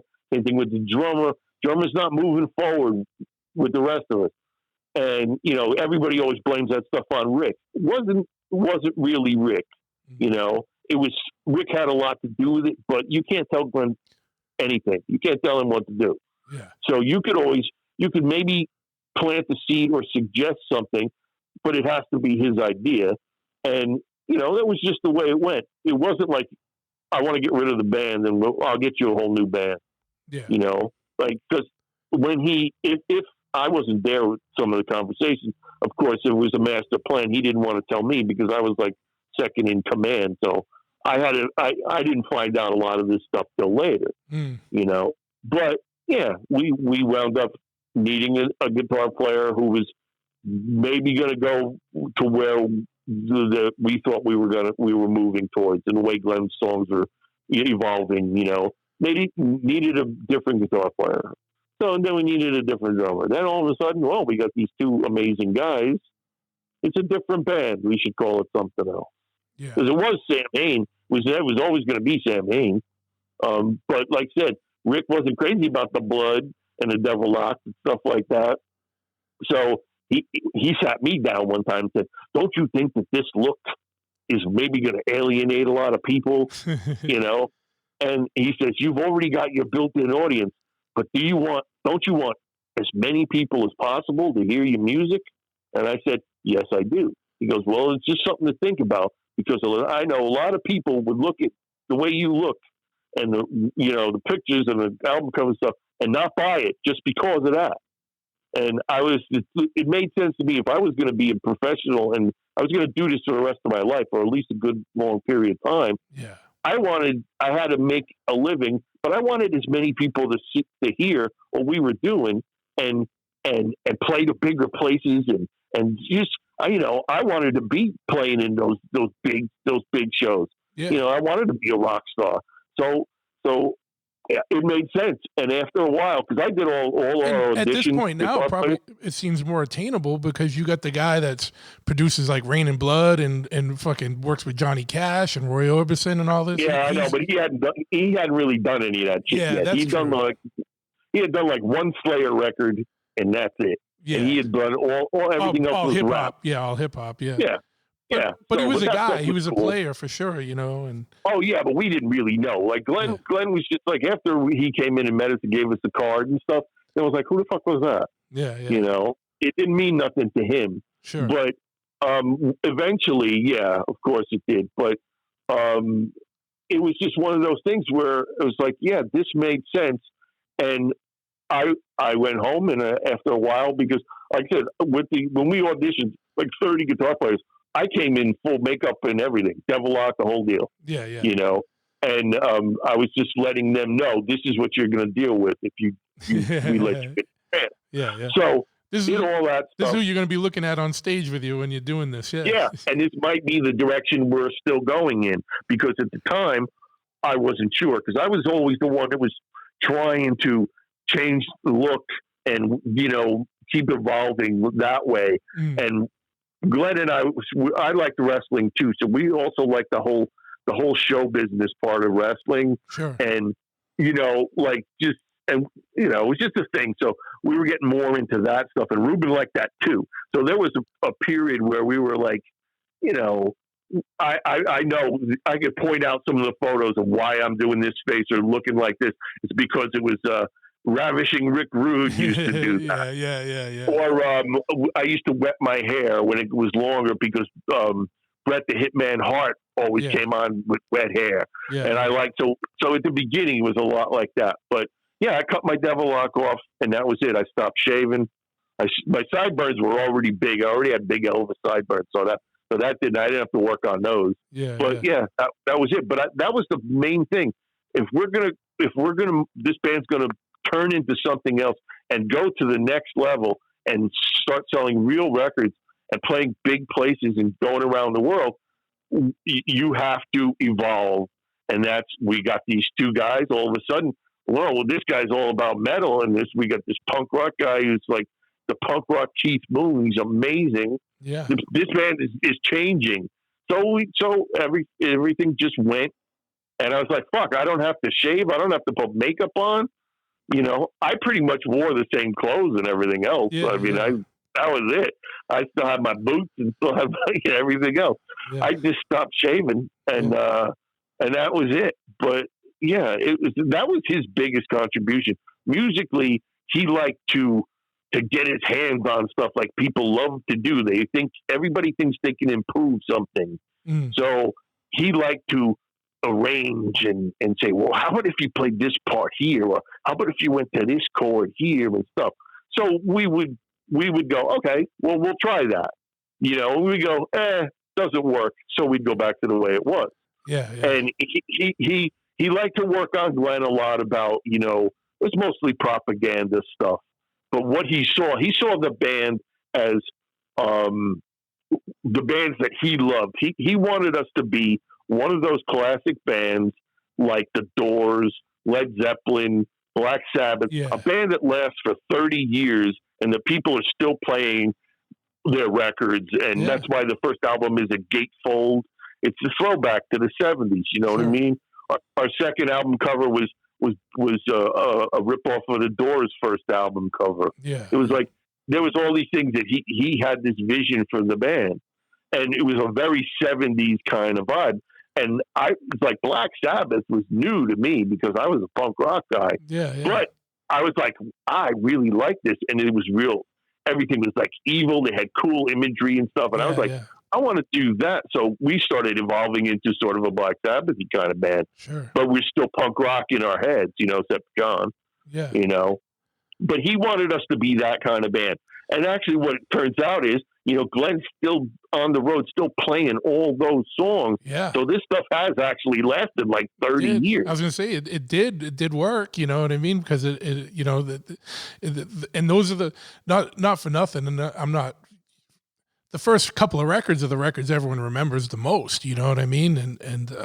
Well, those are the ones when it was, it was a band, it was like a real band, and we were working towards like a common goal. Yeah. And everybody was like, everybody was good. Like all you had to do, Glenn would, by the time it got to be like the second album, most of the first album, he had almost all the songs written, but I wouldn't say all, about half of them, because a lot of them didn't have lyrics and stuff, and a lot of them got worked out between us and Rick, right? But by the second album, it was more like he would come down and he would hum something to John. He didn't like pick up the guitar and say, here's how it goes. Yeah. He would say, I got a riff that and it goes like this. And John would go like this. He goes, not quite. And he go like this. And he'd play him like 5 different versions. Yeah. And he just pick, he goes, oh, that one. And then that's the way I still write songs, is like, okay, now let's do that. We're going to do that 8 times. And then we're going to go into the verse, and we'll just stay on the A for like 4th, and we'll do that, and then we'll go back to the riff. And that's just the way the songs are all written. And we just go, Chuck would go, what kind of beat do you want? Yeah. And then we just go, after the first album, we could just say, we need a She Rides beat, Chuck, and then he would just play that beat.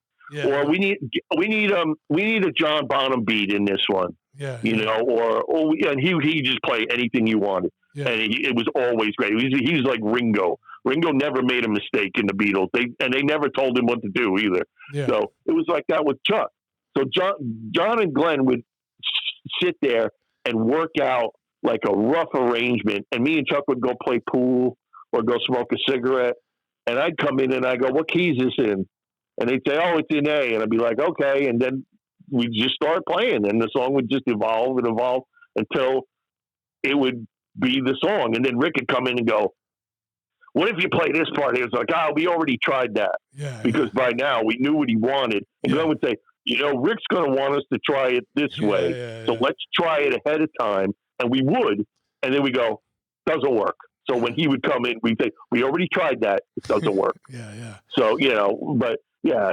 So it wasn't like he didn't do as much. I think Lucifuge was really the record where I think the band sounded like the way we actually sounded, because the first album, we didn't sound like that.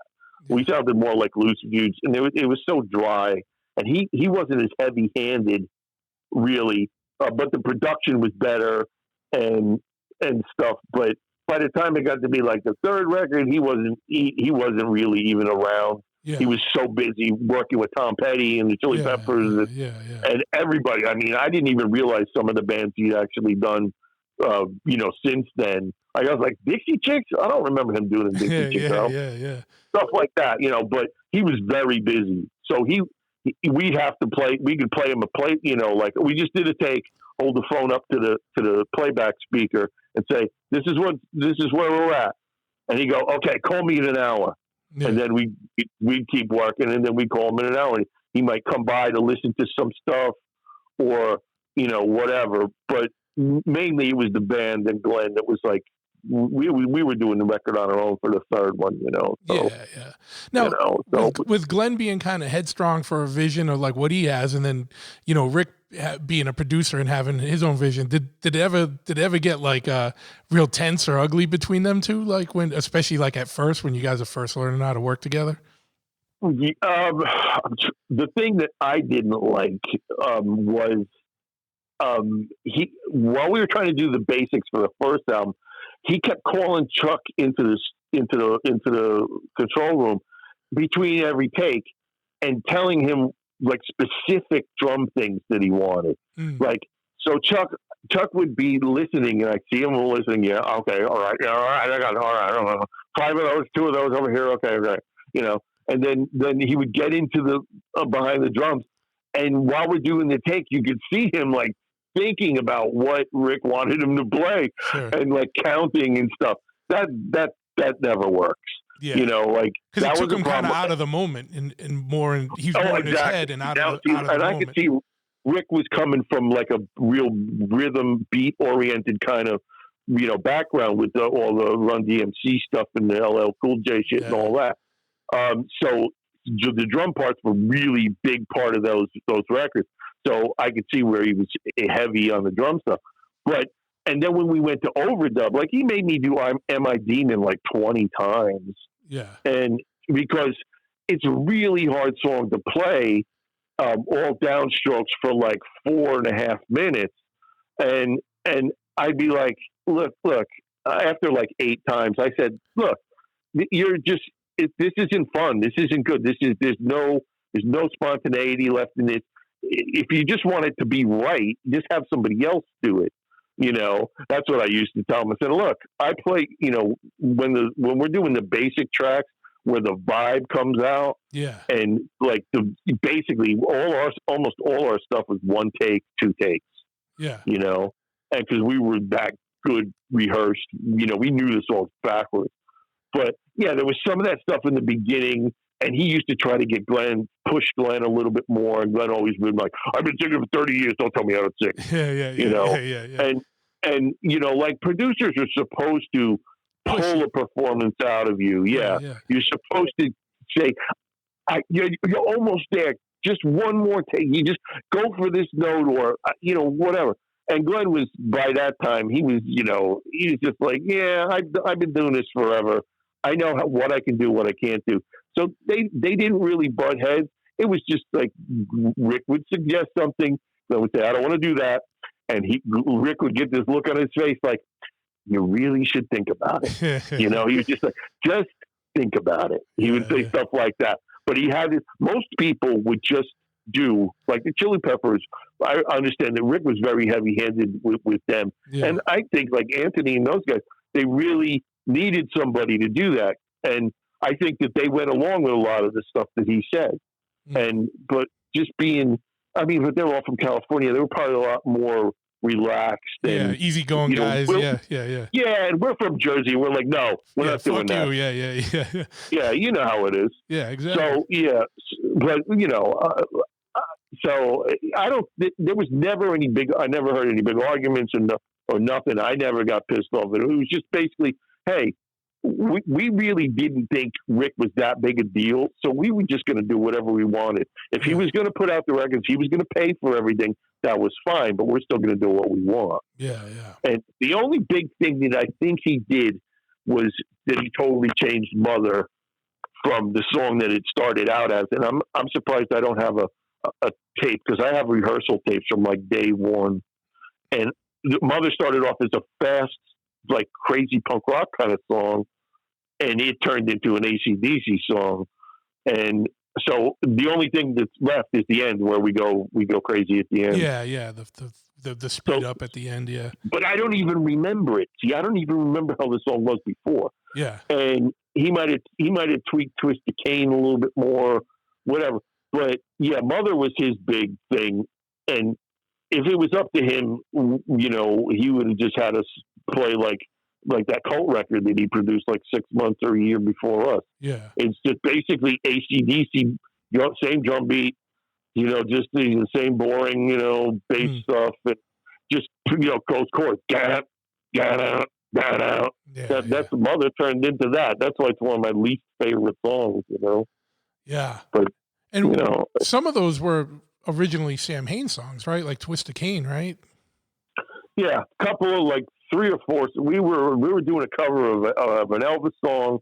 We had Possession, we had Twist the Cane, and maybe one other one. I'm not sure. I have to think about it or look at some old tapes. But yeah, like we had at least maybe half a record ready, with demos, maybe 6 or 7 songs. So we were well on the way to doing like the next Samhain record. Yeah. When we started working with Rick. And this stuff just because he liked Led Zeppelin, he liked AC/DC, like Black Sabbath. He was, naturally went towards those kind of sounds and, things like that. And since Glenn was into the blues, and all those bands are blues-based bands anyway, Yeah. it wasn't a big deal. He got me into the blues, which is awesome. Yeah. And it's like it's pretty much the blues and punk rock is my like whole existence, Sure. and throw in Elvis, and there you go. So yeah, Rick liked it. He loved that fucking Phil Rudd AC/DC drum beat, Mm. and the Sabbath stuff was always like, yeah, we got a fast song. Well, let's do the Sabbath version. We used to do that too.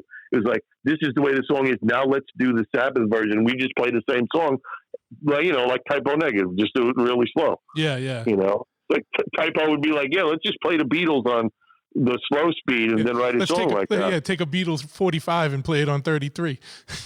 Yeah, that's. I'm pretty sure that Pete said that one. Yeah. But yeah, because that was definitely it. So yeah, Rick has influence in probably changing the name because, but he, since the band was like a new band. Sure. It didn't bother me when Glenn. We were at some restaurant, we were somebody's record release party or doing something, I don't know. And him and Rick are sitting in a booth, and I get there, and he goes, thinking about changing the name of the band. I'm like, yeah, so to what? He goes, Danzig. I said, oh, like Bon Jovi. Yeah. And like Chuck and John don't give a shit. Yeah, they're just like, Chuck's like, whatever. Yeah. And I was just like, yeah, fine. Because I had told Glenn when we started Samhain, I said, why don't you just call it Glenn Danzig, and like we'll be like the band, and you'll be Glenn Danzig, and we'll call it something else. Yeah. Like I actually thought like Glenn Danzig and the Archangels, because we had that song Archangels. Yeah. I was like, and he was like, no, I want a band. I don't want to do that. So like when people call Danzig Glenn's solo project, that really pisses me off. Sure, because it was a real band effort. Yeah, it was a band, and I know because I started both of them. Yeah. You know what I mean? So it's like, yeah, it's since the original band broke up, you can call it whatever you want, but he still calls it Danzig, but there's been 30 different people in the band, but, but yeah, so I don't think Rubin eventually had that much, influence on us, but we really wanted his, record company and his distribution, because he had Warner Brothers distribution then. Yeah. And then it went to Geffen, and we weren't happy about that, and Geffen never liked us, and so I really was hoping Rick was going to turn us into the next Metallica, which is what everybody said we were going to do. These guys are going to be the next Metallica. I was just like, yeah, pretty much. That's the way we're headed, and even Metallica said that. Yeah. They're like, when you get to this level, this is what's going to happen. They would tell us shit. Yeah. Yeah, we're like, you got to expect this to happen, and this shit's going to happen, and that's going to happen, whatever. And be like, okay, so when we get there, we'll know. Yeah. What was it like going on that first, going out with those songs as Danzig from Samhain? Because I was there at the Providence, the Living Room show. I think it was like Christmas night or something. And yeah, it was one of those. That wasn't the one with the snow, was it? I think it was, yeah. And I'm not gonna lie. Yeah, there was a show. There was nobody there because it was a blizzard or something, right?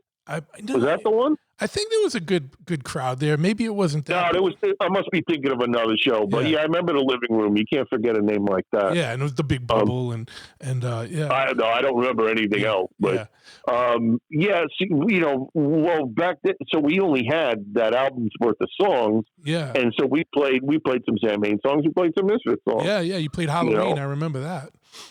Yeah, so Because I was it going to fight with um, Danzig because I took the mic out of his hand because I was so excited and it was singing Oh Halloween. man! Oh yeah, that would have been a good move. Yeah.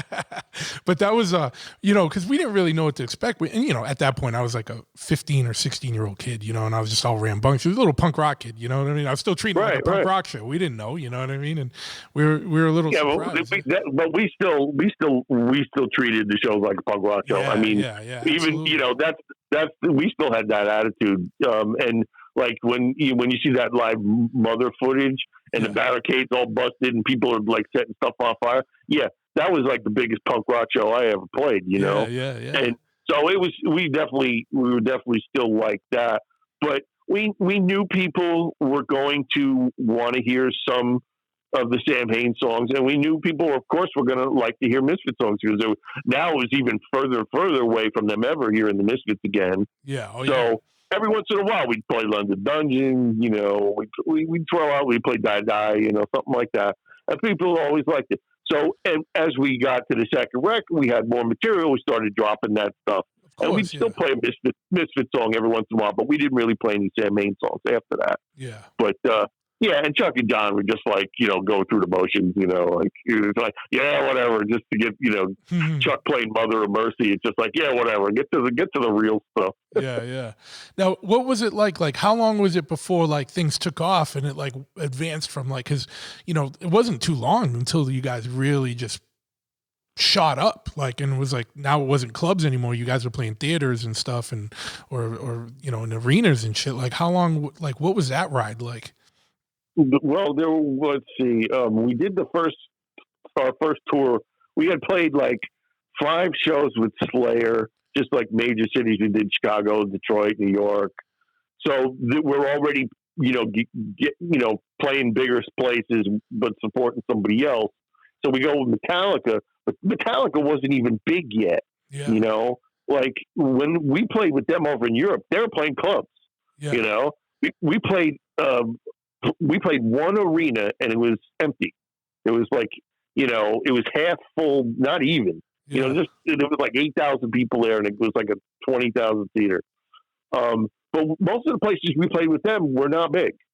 And when they got big is when they came over to America after that tour. That was their warm up, Sure. For their American tour, and then their And Justice for All started to take off. But for us, we had to do our own tour. We did at least a year or a year and a half before the next record, and we were still playing, small places. There was nothing special. We wound up starting to play like those like airport kind of hangars where it's like 2,000 or 3,000 people in a big empty room. Yeah. We did shows like that. And that was starting to be cool, but we weren't quite up to the theaters yet. So we didn't start doing the theater stuff till probably at least Lucifuge, so Sure. it's like 90, 91, 92, something like that. And then from there on, it was almost all theaters. And then occasional, outdoor shed show or this, that, and the other. But we never got to the point like that Halloween show. That was our biggest headline gig. It was 13,000 people. We never got to the arena thing with the original band. The whole, we after Chuck, and then me and John left, we hadn't made the big jump because Glenn didn't really want to make the big jump. He wanted to still have that indie credibility, and so he never really wanted to get bigger than just playing the theaters and stuff. Yeah. So we didn't get to be the next Metallica. Sure, yeah. And you were on the first 4 records, right? Yeah, plus the Thrall EP. There's like half live, half studio. Yeah. And then you ended up leaving in what was like the mid '90s, right? Like 95. Me and John left the same day or whatever. What, if you don't mind talking, what happened there? What made you guys want to take off from that? Because you guys worked so hard to get this whole thing going, getting the steam going, and then you guys took off. What happened there? Well, when Chuck left the band, it was like that was the beginning. We left like a year after that. Yeah. it was just like, Chuck was a lot of the soul of the band, Yeah. And you're only as good as your drummer, and Chuck was the greatest drummer. Anywhere he went, he made your band 100% better as soon as he sat down. And I was just like, oh, plus me and Chuck were friends. Sure. We used to have fun. He and I were the only ones who really drank and got into trouble and stuff. Yeah. Take acid once in a while, things like that. Sure. Yeah. We were the only ones that did anything, that caused trouble. Yeah. And when he was gone, it was just me and John had stopped drinking like the first year of the band. He said, "I'm not going to drink again until I'm rich." Oh, he's still not drinking. Yeah. So he was never happy in the band, and the band had run its course. If Chuck hadn't quit, we probably would have stayed around for another couple of years, maybe. Mm. But Glenn also was, after the success of the Mother thing, go figure. You have like a hit record 5 years after it comes out, Yeah. So see, Glenn always did the same thing. He wanted to go back underground because now, he didn't want to get too big. He wanted to keep control of his whole deal, like his, I don't know exactly what you call it. He just wanted to be in control.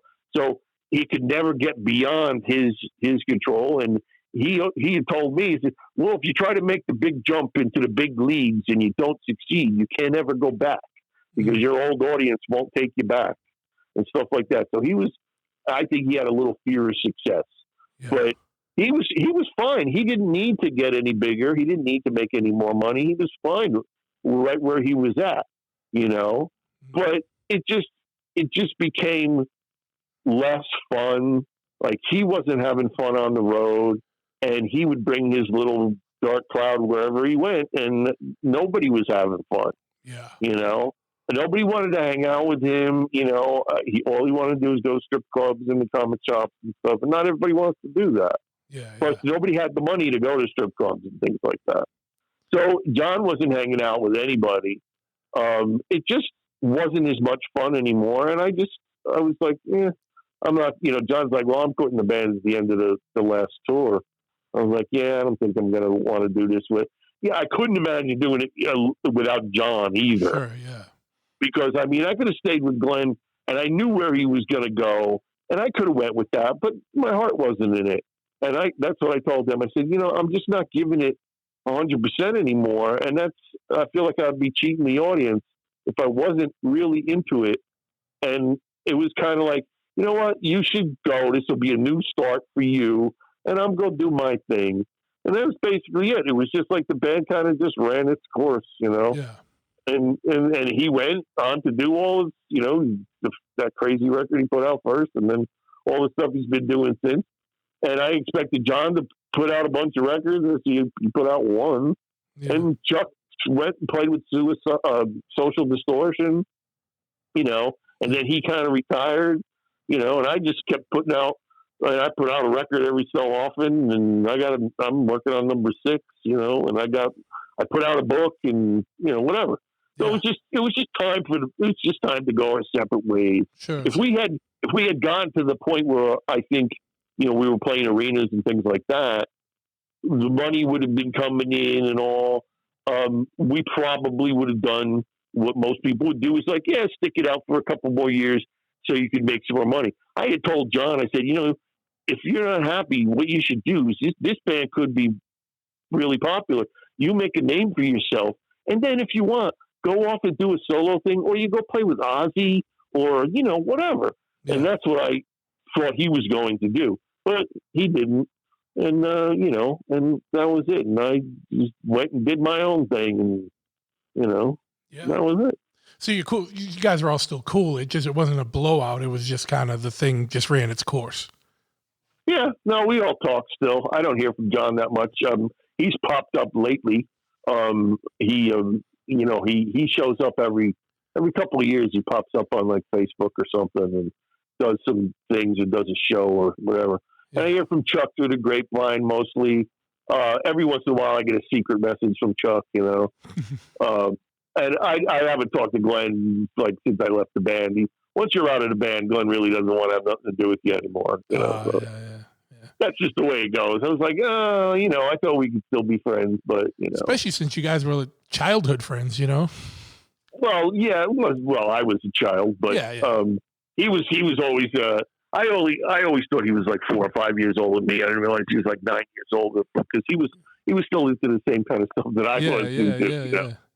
You know how musicians are. We're all, you know, arrested adolescents anyway. Exactly. That's what keeps everyone young in the music industry. We never grow up. No. We never grow up. No, should you? Right? So we had a lot of fun, and I looked at, you know, once I got in the band with him, I looked at it as it was me and him against the world, and anywhere he was going, I was going to be there, and I was going to make sure nothing happened to him, and we were going to do things on our terms and stuff, and we did that pretty much, and it just didn't get to, you know, the perfect ending, but I have no regrets. Yeah. You know, people are really, you know, I'm really happy that they still love those records, and we put on, you know, I think I did one show in all those years that I didn't play as good as I could have. Other than that, we kicked ass like every night, and we made some great records, and I'm real happy about all that shit. Oh, you know? Yeah, man. The classics, especially the ones you're on. Those are all the classic ones, you know?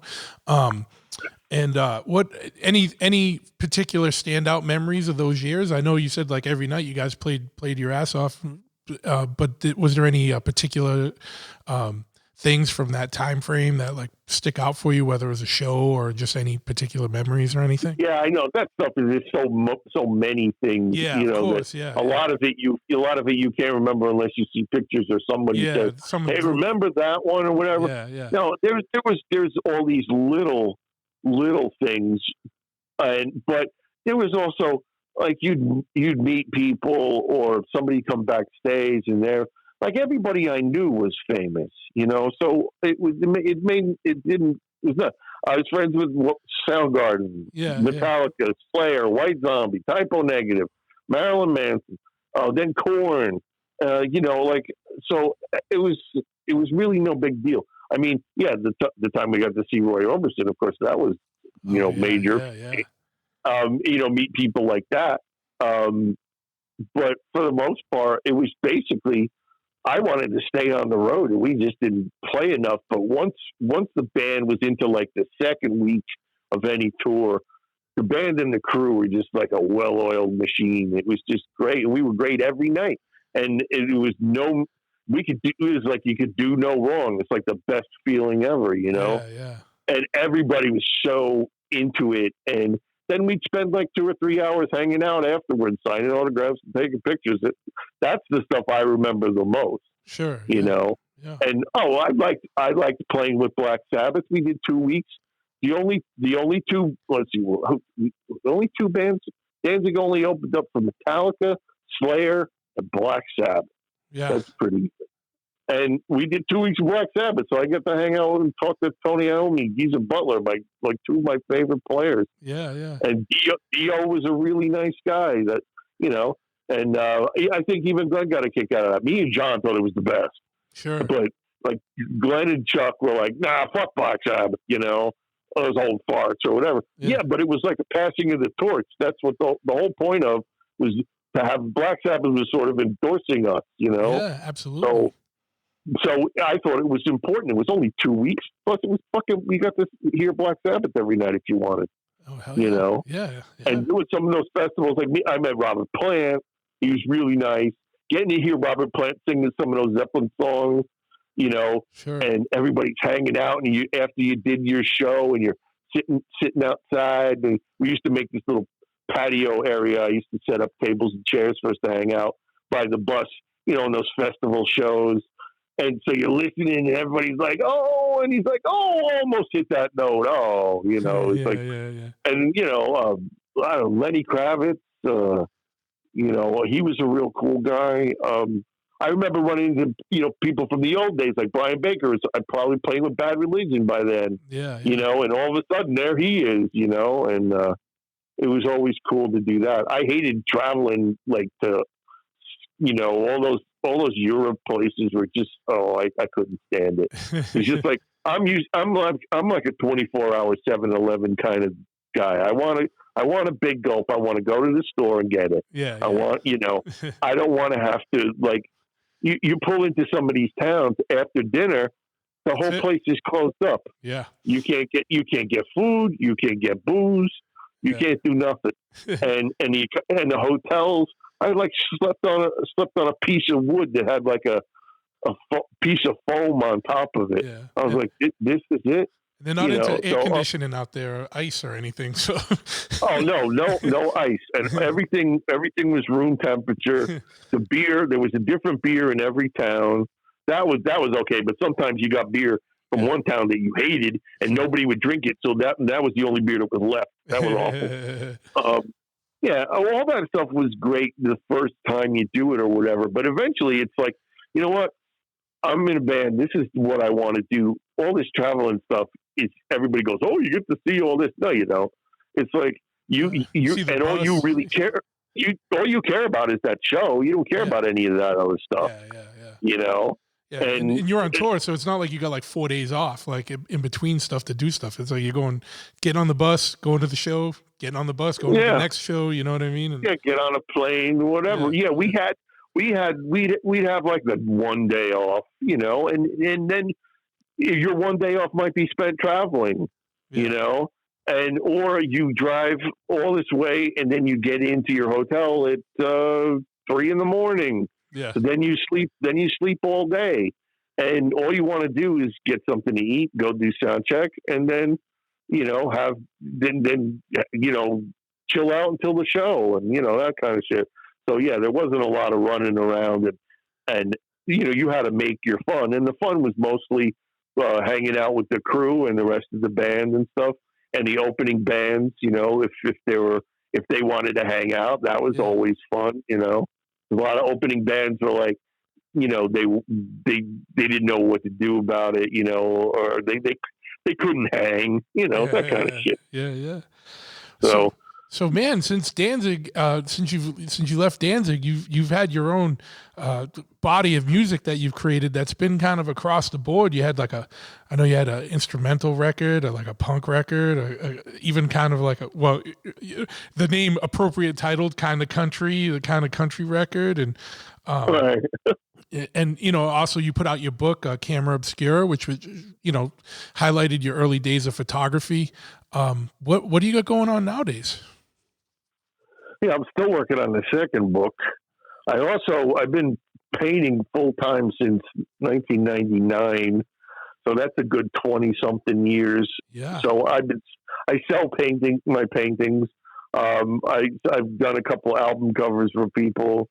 But yeah, I've probably done 400 or more paintings, and I've sold almost every one. The second book I really want to get out. I'm also trying to do a book of the paintings. I also have a character I want to do for a children's book. It's about a little witch. And I just thought it would be really awesome if I could sort of impress a certain thought process, onto the younger generation. You know what I mean? Like, because I remember the books I read as a child, and they kind of stick with you. Yeah. So I always wanted to do this children's book, and I always thought it'd be cool for me to be in something with a bunch of kids all around me looking up at me as I read about this little witch and try to infect their brains, you know? Yeah. But, and I'm working on my 6th record. So I recorded it in Nashville with a bunch of people that I like. I would have put out another record before, but life got in the way, and I could never find anybody who wanted to help me make my record, the record I wanted to follow up from Kind of Country. I did that all by myself. I did all so far, except for this record. I played all the instruments, wrote all the songs, did all the singing and everything on every record. And this time I wanted to play with other people, and I would say, here's the song. This is how it goes. Let's see what happens. Yeah. You know what I mean? So I finally, just as we're about to leave, when COVID the shit was really hitting the fan, we left Nashville because of that, too much crime, and the housing was just, the rent was going up crazy. We couldn't afford it anymore. So, well, right before I left, this friend of mine says, "Well, I got a studio at my house, or this friend of mine's got a studio. Why don't we, record those songs you want to do, for your new record?" So quick did like a week's worth of stuff, and then I moved. So they had all and then I gave them all my demos, and they would just go through everything, and they would go, "Oh yeah, this friend of mine, he's working," because the guy was building like a studio apart from his house, and he's like, "Yeah, the guy's here. He's helping me put up drywall or whatever. He plays drums. I want him to play on this one. We got this one version of this, that, and the other thing." I said, "Sure, go ahead." So he'd be like, "Oh yeah, we did like 3 or 4 takes. Came out great." I'm like, "Okay, cool." So then he calls me a week later, and he goes, "Oh, I got this guy. He's here laying roof paper or whatever. He's got a Hammond B3 in his garage, and I'm going to take the laptop over there, and he's going to lay some B3 down on this one song." I'm like, "Oh, cool." And then he would tell me, "Oh, it sounds great." He goes, "Oh, this one song." He goes, "You know that one song? That should be a bluegrass song." And I'm like, "What are you talking about? I like bluegrass, but it's like you can only take so much of it, Yeah. So he says, "No, it's got to be done." So, and this is the guy. He's basically the producer, and he plays a lot of guitar on it. But I really like him. He knows exactly what I want, and so I would say, okay. So he brings a guy in to play mandolin and fiddle, and they worked off of my demo and just sped it up and did a bluegrass arrangement on it. So then I come down next time. I lay down vocals, do some stuff, play some live, do some live takes, and then I go back up to Kentucky. And then he goes, "Oh, I had this one chick come by and I to sing a little background, a little harmony on this one track." I'm like, "Okay." So it's really it's taken a life of its own based on whoever just kind of comes into the project. Yeah, and see, the whole thing is what I wanted from the beginning was I wanted to do a record where each song is different from the last one, but it still has a cohesiveness to where it would all fit under like one cover, Yeah. So that's what it is, and it's not really country, but it's not country. Yeah. It's still basically blues country, and with the punk rock attitude still in there, Yeah. So it's a good follow up to the kind of country. And people are going to be blown away by some of the stuff. And like I said, every song is different. And the guys who are mainly doing it, the engineer and the producer, are both musicians. So they just love to go, "Oh, let me play bass on this. Oh, let me play drums on this." Or I got a guitar part for this. So I'm like, "Okay, good, just do it." And I'm like, "If it's no good, we're not using it." Whatever. And he's just like, "Oh, I got a guy to come play pedal steel on this one track that's just me and guitar, and it just needs." I wanted violin, but he says, "No, pedal steel's going to sound great on this." So I was like, "Yeah." Guy came in, did like 4 passes, and we're just going to choose from them. And so basically, what I have to do now is go down and just mix it and finish it up. Maybe tweak a couple of vocals here and there, or do some harmony or backup track. But that's it. The stuff I think it's pretty much all been tracked over a period of time. And the stuff that he was sending me and the enthusiasm is so great that I'm just like, good. I didn't say, "Hey," because the songs were all done. I had them all demoed. I played everything on them, and then he used that as like a template. And if I wasn't there, they said, "Really like this one song. We're going to cut it.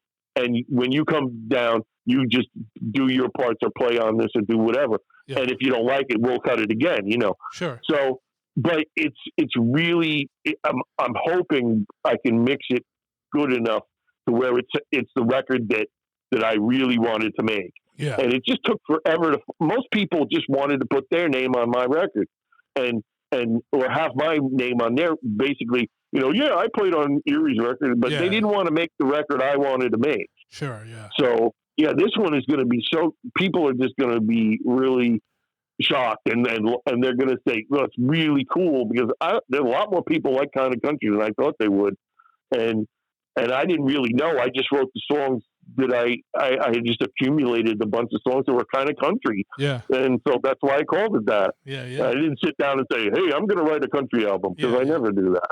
So were those songs that accumulated like in between other projects? Like did you file away exactly. like, oh, this one's going to go in that, the kind of country file and get to that? Yeah. Well, project? see, that's the same thing. Well, I learned that from Glenn, because Glenn, like when you're a songwriter, you just write songs, Yeah. So if something's good, he used to say, yeah, I got this song I just wrote the other day, but it's not good for this album, or it's not good for this band, or I'm going to give it to so-and-so or whatever. Yeah. Or Rubin would call him up in the old days and say, hey, I'm doing a thing with Roy Orbison. Do you got a Roy Orbison song? Glenn goes, yeah, I got a Roy Orbison song. He said, okay, come on down to the studio and show it to him. Where you got a Johnny Cash song? He's like, yeah, I got a Johnny Cash song.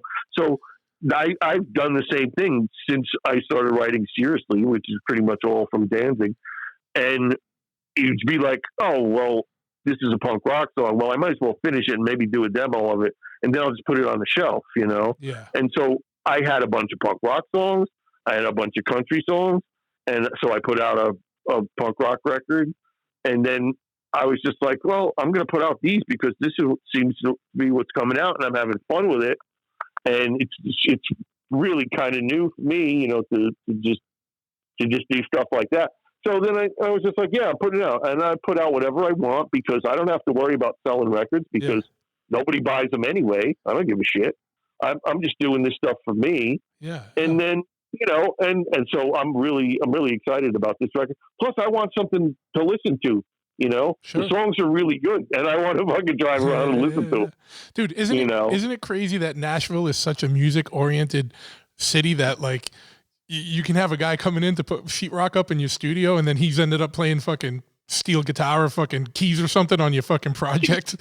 Yeah, that's what I love about it. Because you can find players on Angie's List or whatever. Yeah, everybody is a musician. Like if you go into a bar or a club or whatever, the bartender is a musician. He's just bartending so he can pay rent. Yeah, the waitress is a musician. Everybody and his brother. The guy who's mowing the lawn, yeah, he's really a musician. Yeah. And the guys in Nashville, they don't just play one thing. They play like guitar, bass. They can play mandolin, or they play fiddle. They play guitar. They can play drums. Like everybody plays everything. So that's what I love about it. Like I didn't get the ideal like 5 guys in a room recording live, but I got like 3 guys in a room recording live. Yeah. So and then players from all different backgrounds coming in and out. Yeah, and then people coming in, and they were digging it too, because like the guy who's the producer, he's a very likable guy, and he knows a lot of people. And he said, yeah, everybody digs it. Like I played him the song, or I played him some of the stuff. Everybody really likes it. So they're all playing and they're all doing it for free. Yeah. Which is the big thing, because I was trying to get numbers and stuff when I was in Nashville. I would see a fiddle player. I would say, you got a card? What do you charge? And they would say, oh, $60 a song or whatever. I'm like, okay, I might call you. So I was trying to do that, but he knew so many people that it was just like, yeah, this friend of mine, I just told him to come down, and he brought his fiddle, and he played on like 2 songs, and maybe we'll use it, maybe we won't, or whatever. But everybody really digs it. So I'm looking forward to what people, if people like it, but if they don't, I don't give a shit either. But I'm thinking they will. But I really just want to have, this could be the last record I ever make. That's the way I always look at it. So I want to make this great record, and I think I'm almost there. So that's been keeping me going. And I started playing guitar like full time, I don't know, year and a half ago. I played every day since I bought a guitar. I mean, I always played guitar, but I just did enough that I could demo or record my songs. Yeah. But now I'm playing like all the time, and I'm starting to have like relationship with my guitar, Sure. Before, I didn't really care. It was just like, some bass. I like this bass better than that one, but I don't like fall asleep with it. You know what I mean? It's not like Keith Richards or something. But now, in the last, say, year and a half, 2 years, I'm really playing a lot, and I feel comfortable doing it. So if I get to go out and play these songs, I'll probably be playing guitar, bass, acoustic guitar. Who knows? Yeah. So I mean, we'll probably wind up doing doing some shows here and there. I'll just go down to Nashville and put a band together. We'll do some shows, but I probably won't do any touring or anything, but it'll, we'll videotape it. So we'll put out, somebody will get to see it. Yeah, no, absolutely. You should. And that was one of the other questions I was going to have is like, I know you've had a lot of studio projects. Have you done much gigging or touring at all since you left Danzig? No, I had my biggest problem with going back on the road, even all these years, is my back. I fucked up my back when I was in Danzig because it worked out like every day. And I thought I had a weak lower back. Turns out I was fucking up my spine, and I've got like degenerative spine, like I don't know, disease or whatever it is. Yeah. But like in the very beginning, it was like 1989, 1990. The pain got so bad when I was on the road and stuff. I couldn't walk, and I used to have to drink myself to sleep because the pain was so bad, and that's how I started becoming an alcoholic. Yeah. But one leg was like 2 inches shorter or an inch shorter than the other, and I was in pain constantly. So I went to a chiropractor. I felt better the minute I got out of the place. And then I went for the next couple of years, and I couldn't work out anymore. I couldn't headbang like I used to because the headbanging and the weightlifting is what totally fucked up my spine. And I've got like in between your vertebrae, you have the little spongy discs, Yep. to keep you. So there's a cushion. Well, I've got like 3 or 4 of them that are like dead. Like there's no liquid they're not spongy anymore. They're like rocks, they're just, so I have like tremendous pain that will keep me from being able to walk or get out of bed for like 2 days, 3 days at a time, so I can't even, everybody's always like, oh, well, what about doing a Danzig reunion and stuff? And like Glenn's like going to be 67. I'm going to be 58. They're all around, Yeah. I couldn't honestly see it getting on a bus and playing every night. I don't even know if I could walk every day. Yeah. So I haven't been able to tour, but I do acoustic shows once in a while with me and another guy, or just by myself. Or we do like we do some horror conventions, and I might do some songs, or just do stuff, just sit and sign people's records and do all that shit. I've done that over the years, but I also don't have a big desire to go back and play clubs unless it's on my terms. Because when you play clubs, there's guys that never got out of the clubs that treat you like a fucking, jackass who's never done anything. And he's like, I don't have time to tell you how much shit I've done. Okay. Yeah. So I don't really have a desire. I'm really happy with all the stuff that Danzig did and the shows and the amount, the level we got to, that like, I can say, yeah, I did that. I played in front of 200,000 people. I played in front of 100,000. I did this, I did that. We got gold records. You got platinum records. It's like, I don't really, so all this time I didn't sit around and go, oh, I wish I could be doing that again. I was like, I already did it. Yeah. I don't have to. Yeah, so, so I'm okay with that. But I will, if it's something totally new and has nothing to do with the other band, I'll probably wind up doing some shows. But I don't really care if I don't or not, Yeah. And outside of your new project, you got any, and do you feel like you got any more metal or punk records in you?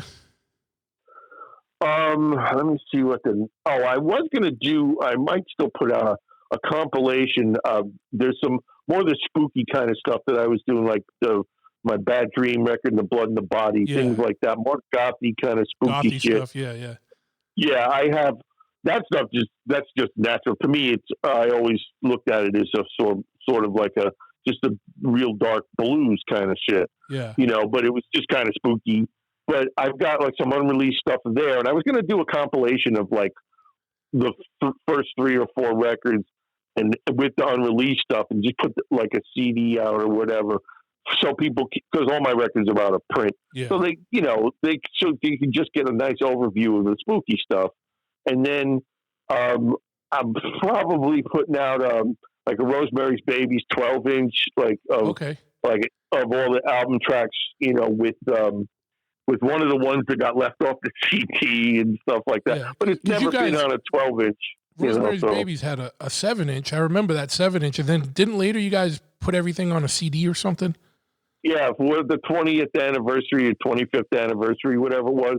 Yeah, I had to go back and we had to bake the tapes, and I mixed. I was in Florida at the time, so I had to mix because I had the masters. I gave them to the bass player.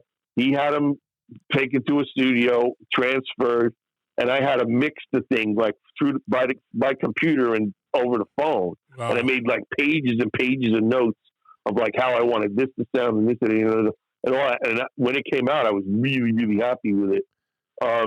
So yeah, that had everything except one song that must have gotten burned when the tapes were in the oven or just misplaced or something. It was only like 26 seconds long, but it was the only song that the singer actually wrote.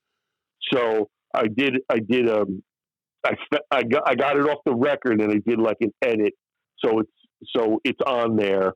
It's going to be on the 12-inch, just an album version of the CD, but it's on vinyl and it's got a different cover. And that people seem to like that these days. Oh, absolutely. But I'm not, yeah. But I told the guy, because we're only doing like 500. I said, but I'm not doing colored vinyl. Like, everybody's doing colored vinyl. I said, that's why I don't want to do it. Yeah. A black record is the rarest kind of record now. It's just like, yeah, well, that's what I said. I said, this is what we're going to do. We're going to put a sticker on it. It's going to say, limited edition colored vinyl, black. And I hopefully that'll happen because it was up to me. I don't want to. Everybody's doing, even bootleggers are doing colored vinyl and splatter vinyl stuff. It's not a novelty anymore. Now it's become what everybody does. And as soon as something like that happens, my punk rock ass goes the other way, just like always. Everybody's got a shaved head. I'm growing my hair out. Yeah. Everybody's got a mohawk. I'm going to shave my head. It's just you can't change who you are. Absolutely. Some guy when I was in Nashville, I'm at this place called the National Palace. It's a real touristy kind of traffic. It's fucking hysterical, but it's great. So I'm there, cowboy hat, cowboy boots, and a Ramones shirt. This guy comes up to me and goes, "What the hell is going on? Cowboy hat and a Ramones shirt?" I said, can't change who you are. Exactly, yeah. And when I did a radio show in Nashville for like a year, and we just playing all local shit, and friends of mine that were still doing bands were playing their latest CDs and stuff. But everybody who was coming through town and the young kids in Nashville, they all grew up on the Misfits and punk rock and stuff. So they're all doing like the underground or outlaw country or whatever. Yeah. They grew up on the Misfits and Johnny Cash and like Hank Williams. So I thought that was great because that's kind of the same thing. That was all my influences, just in a different direction. Like I didn't grow up on Johnny Cash, but I kind of grew up on the Misfits, and I heard Johnny Cash, or whatever. So, but these guys grew up on Hank Williams, and then they heard the Misfits. So it's really neat. Most of those guys are just doing what I like, punk rock country, as far as I'm concerned. Yeah. The first guy I was exposed to like that was actually Hank 3. Was you could tell he was like a punk rock kid, but Hank Williams' grandson and was doing country. Yeah, you know what I mean? And he good mix. And he loved the Misfits. Yeah, and he loved the Misfits. And he did some songs with Glenn. And that guy who's doing my record, he went to school with him. And he's about 45, 48. So they're all at the right age. That's what happens if you stick around long enough. Everybody who was a 15-year-old kid is now like 35 or 40. And then they're like, "Oh, I got to buy that Beware record because I lost mine in a fire." Yeah. Or like, "Oh, now I'm the head of a record company. I could put out Eerie Vaughn's record." Yep. You know what I mean? Yeah, that's how the book came out, because the guys at Dark Horse were all fans, and they were all of a sudden they were in a position to where they could say, "Yeah, we'll put out Eerie's book." Yeah, because that was cool, because it was a comic book company. You put out your first the first press of your book, and then it came out again on a different the represses were on a different it did like 3 or 4 printings, and then the contract ran out. Okay. And I said, well, I want to take it somewhere else, So I did, and it's been in print for like it's been in print for like 10 years or more. Oh, that's crazy. Yeah, we haven't gone to a paperback, but yeah, no, you shouldn't. With a photography book, you just keep it a hardcover, man. I know, but see, and the thing that I liked about the book is I have a lot of problems with it, but the thing I liked the most was that it's not a big giant coffee table book that you look at once and then put it down because it's too heavy. Yeah. Like you could pick up my book and read it in an hour, and then 3 months from now you can pick it up and read it again because it's all the stories are fun, the pictures are cool. You know, I'm really happy that it's not a book that you just look at and then never look at again.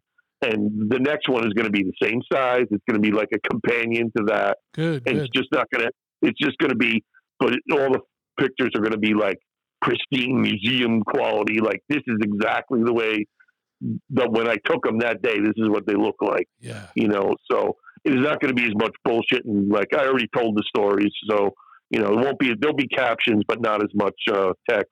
Sure. But yeah, you know, you said it's going to feature a lot of your painting artwork too, right? No, the painting book is going to be a whole separate book. Oh, a whole separate book. Okay, so this is just the second to Camera Obscura, more like the this is going to be the follow up to that. Okay, and that'll probably be it until I have to go through, or if anybody else, if we keep like they do with the Elvis books and all that stuff, you have to keep them in the public eye, or else people will forget. You know, that's why every year there's a new Elvis Christmas album, even though it's the same 50 Christmas songs he recorded. They just put them in a different thing, put on a different cover. But every year there's some new audience showing up buying that Christmas album or buying that Elvis record. So that same thing has to happen with the Misfits and the Danzig and things like that. If the records don't keep rolling over and you don't keep saying, hey, look how cool this was, remember this shit, then people will just forget. Yeah. You know, so the next book's going to come out. I mean, the Misfits did their reunion. You know, everything is just like keeping it going. And then Glenn's probably going to he's probably going to retire. He's only going to do one-off shows here and there. Might do a couple more Misfit shows. But Jerry will still be out there. Yeah. You know, he'll still be doing it until they put him in the grave. Yeah, and then Doyle's doing his thing, and Doyle's expanding his empire, you know, to like energy drinks and hot sauce and guitar strings, whatever, you know. So we'll probably see Doyle on he'll be a motivational speaker before you know it, you know. Mm-hmm. You still in contact with any of those guys? Yeah. I still talk to Jerry. I called Jerry not that long ago. I asked him if he had any of those Madison Square Garden posters. Yeah. I was just like, dude, I really like that poster. I just want to have one of those because I didn't go. Yeah. I couldn't. Yeah, I was nowhere near that. Nobody was paying for my ticket. I couldn't fucking fly there. Yeah. So I really like the poster. And the Garden is a very special place. Sure. You know, for all of us there. And he said, I'll have to check. And that was the last I talked to him. I haven't talked to Doyle in a while, but I run into him either when he plays a show or at one of those conventions or whatever. And every time we get together, it's just like no time has passed and we're still stupid 15, 20, 18-year-old kids or whatever. Yeah. And he gets, last time I talked to him, he was showing me some exercises for my back, and he went totally vegan, and he's been vegan for like 5 years now or more. And so, but we still can't stop like laughing and goofing around whenever we get together. It's just, It's good, man. It's and good. I don't know.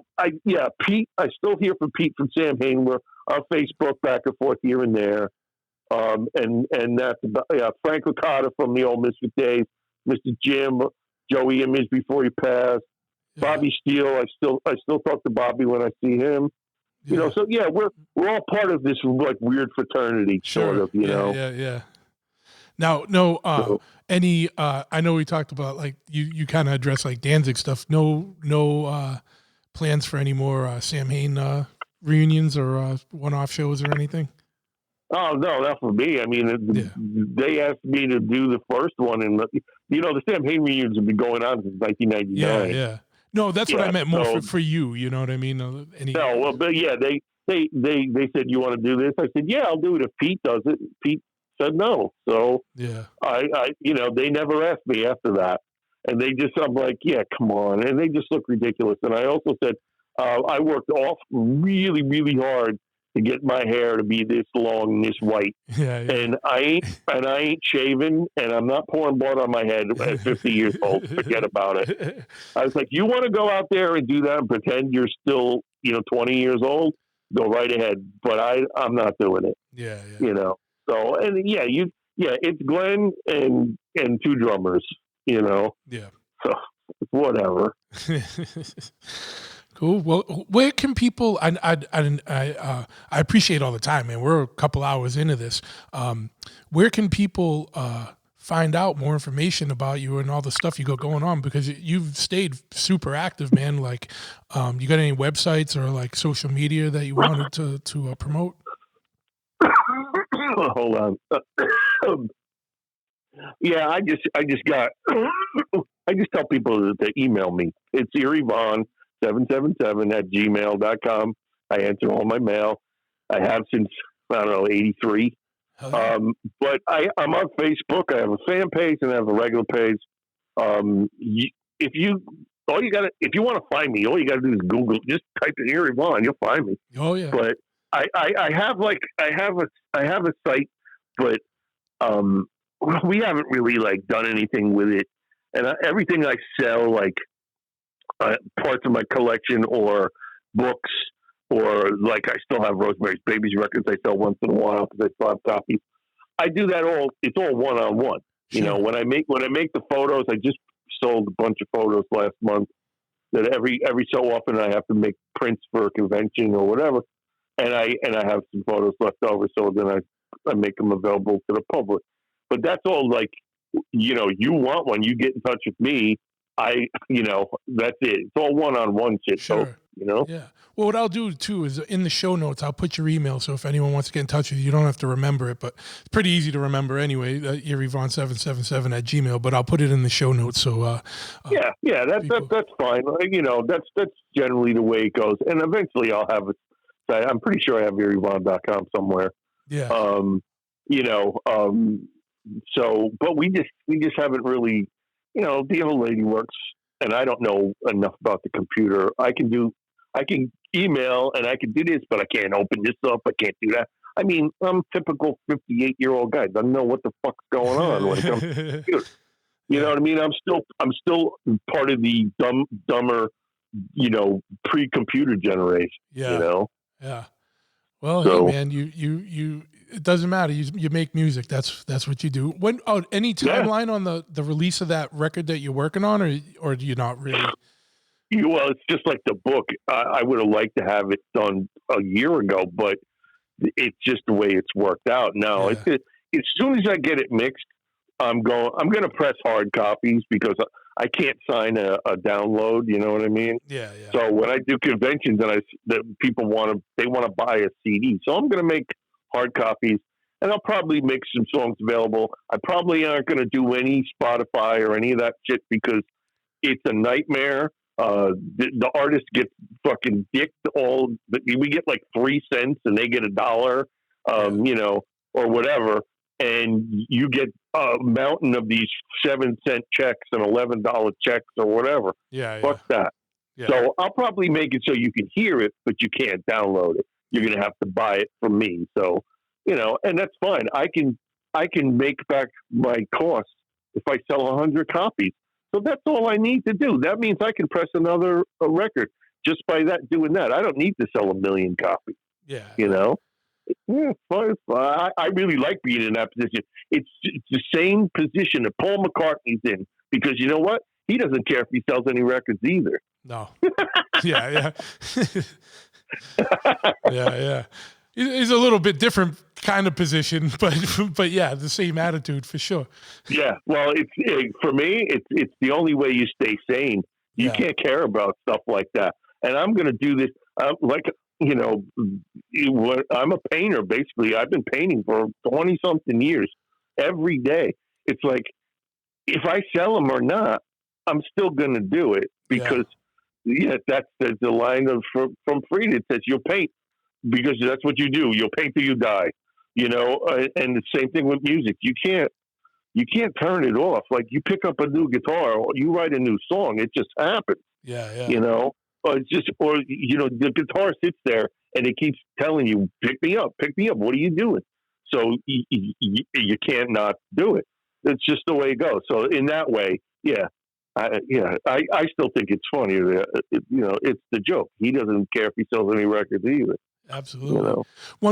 One quick question from one of my Patreon subscribers, Jake Richards, and Oh, you got patrons? Oh yeah, dude, just a little, but they're a small in number but dedicated motherfuckers. Very good. He's out in Portland, Oregon, but he wanted to know what kind of bass rig you're running, or were you running when you were in Danzig, or what do you run now as far as? Yeah, I don't. Since I don't do any gigs, I don't. I didn't make it out of Danzig with any gear, to tell you the truth. My backline was Ampegs and SVTs. I used the what was it? The 810 cabinets. What was it? Was that it? No, were they 10s or were they 8s? I don't. It's the same thing that Dee Ramone used, the same thing that Jerry Only used, and that's the reason I used it, because I like the way it sounded, and I like those two guys playing bass. So I'm like, I'm going to use that. And what the hell? I only play Fender jazz basses. Yeah. I use nickel round wound strings, and that's it. I play a Fender right into an Ampeg, and it sounds great, you know. And I never had any effects. Anything you might hear is either the most likely the way I'm playing it, or how old the strings are, you know, like on records stuff, or just the way the sounds you get out of the instrument. So when I was in Samhain, I played it through a PV 215s with a PV head, and played a Fender jazz bass, but never really. Only put some maybe something to boost the volume during like leads or something, but no effects, just Fender straight through an Ampeg and SVT. Nice. And you're a Fender jazz guy, huh? Yep, I tried the Precision first because that's the punk rock bass, you know. Yeah. And my favorite bass player from Motown played a Precision, but I didn't like the neck. It felt funny. It did, like, got stuck in my hand. I said, it's too thick. It's almost like a Gibson neck. Yeah. You know? So I picked up the jazz bass. I said, this is the one. There you go. And that was it. And you found what you needed. You found what you liked and stuck with it. Yeah. And when I buy guitars, I play Fender Telecasters. That's what I like. The neck, and it's the same thing. I like the maple neck the most. My first Samhain bassist I still have is a maple neck, you know. So hell yeah. Yeah. Well, dude, thank you so much for taking the time to talk with us, with me and all the listeners tonight. I'm sure this is going to go over good and people will be stoked about it. I'm just going to shut this off here, but I'm not going to hang up, okay? Hold on one second. Okay.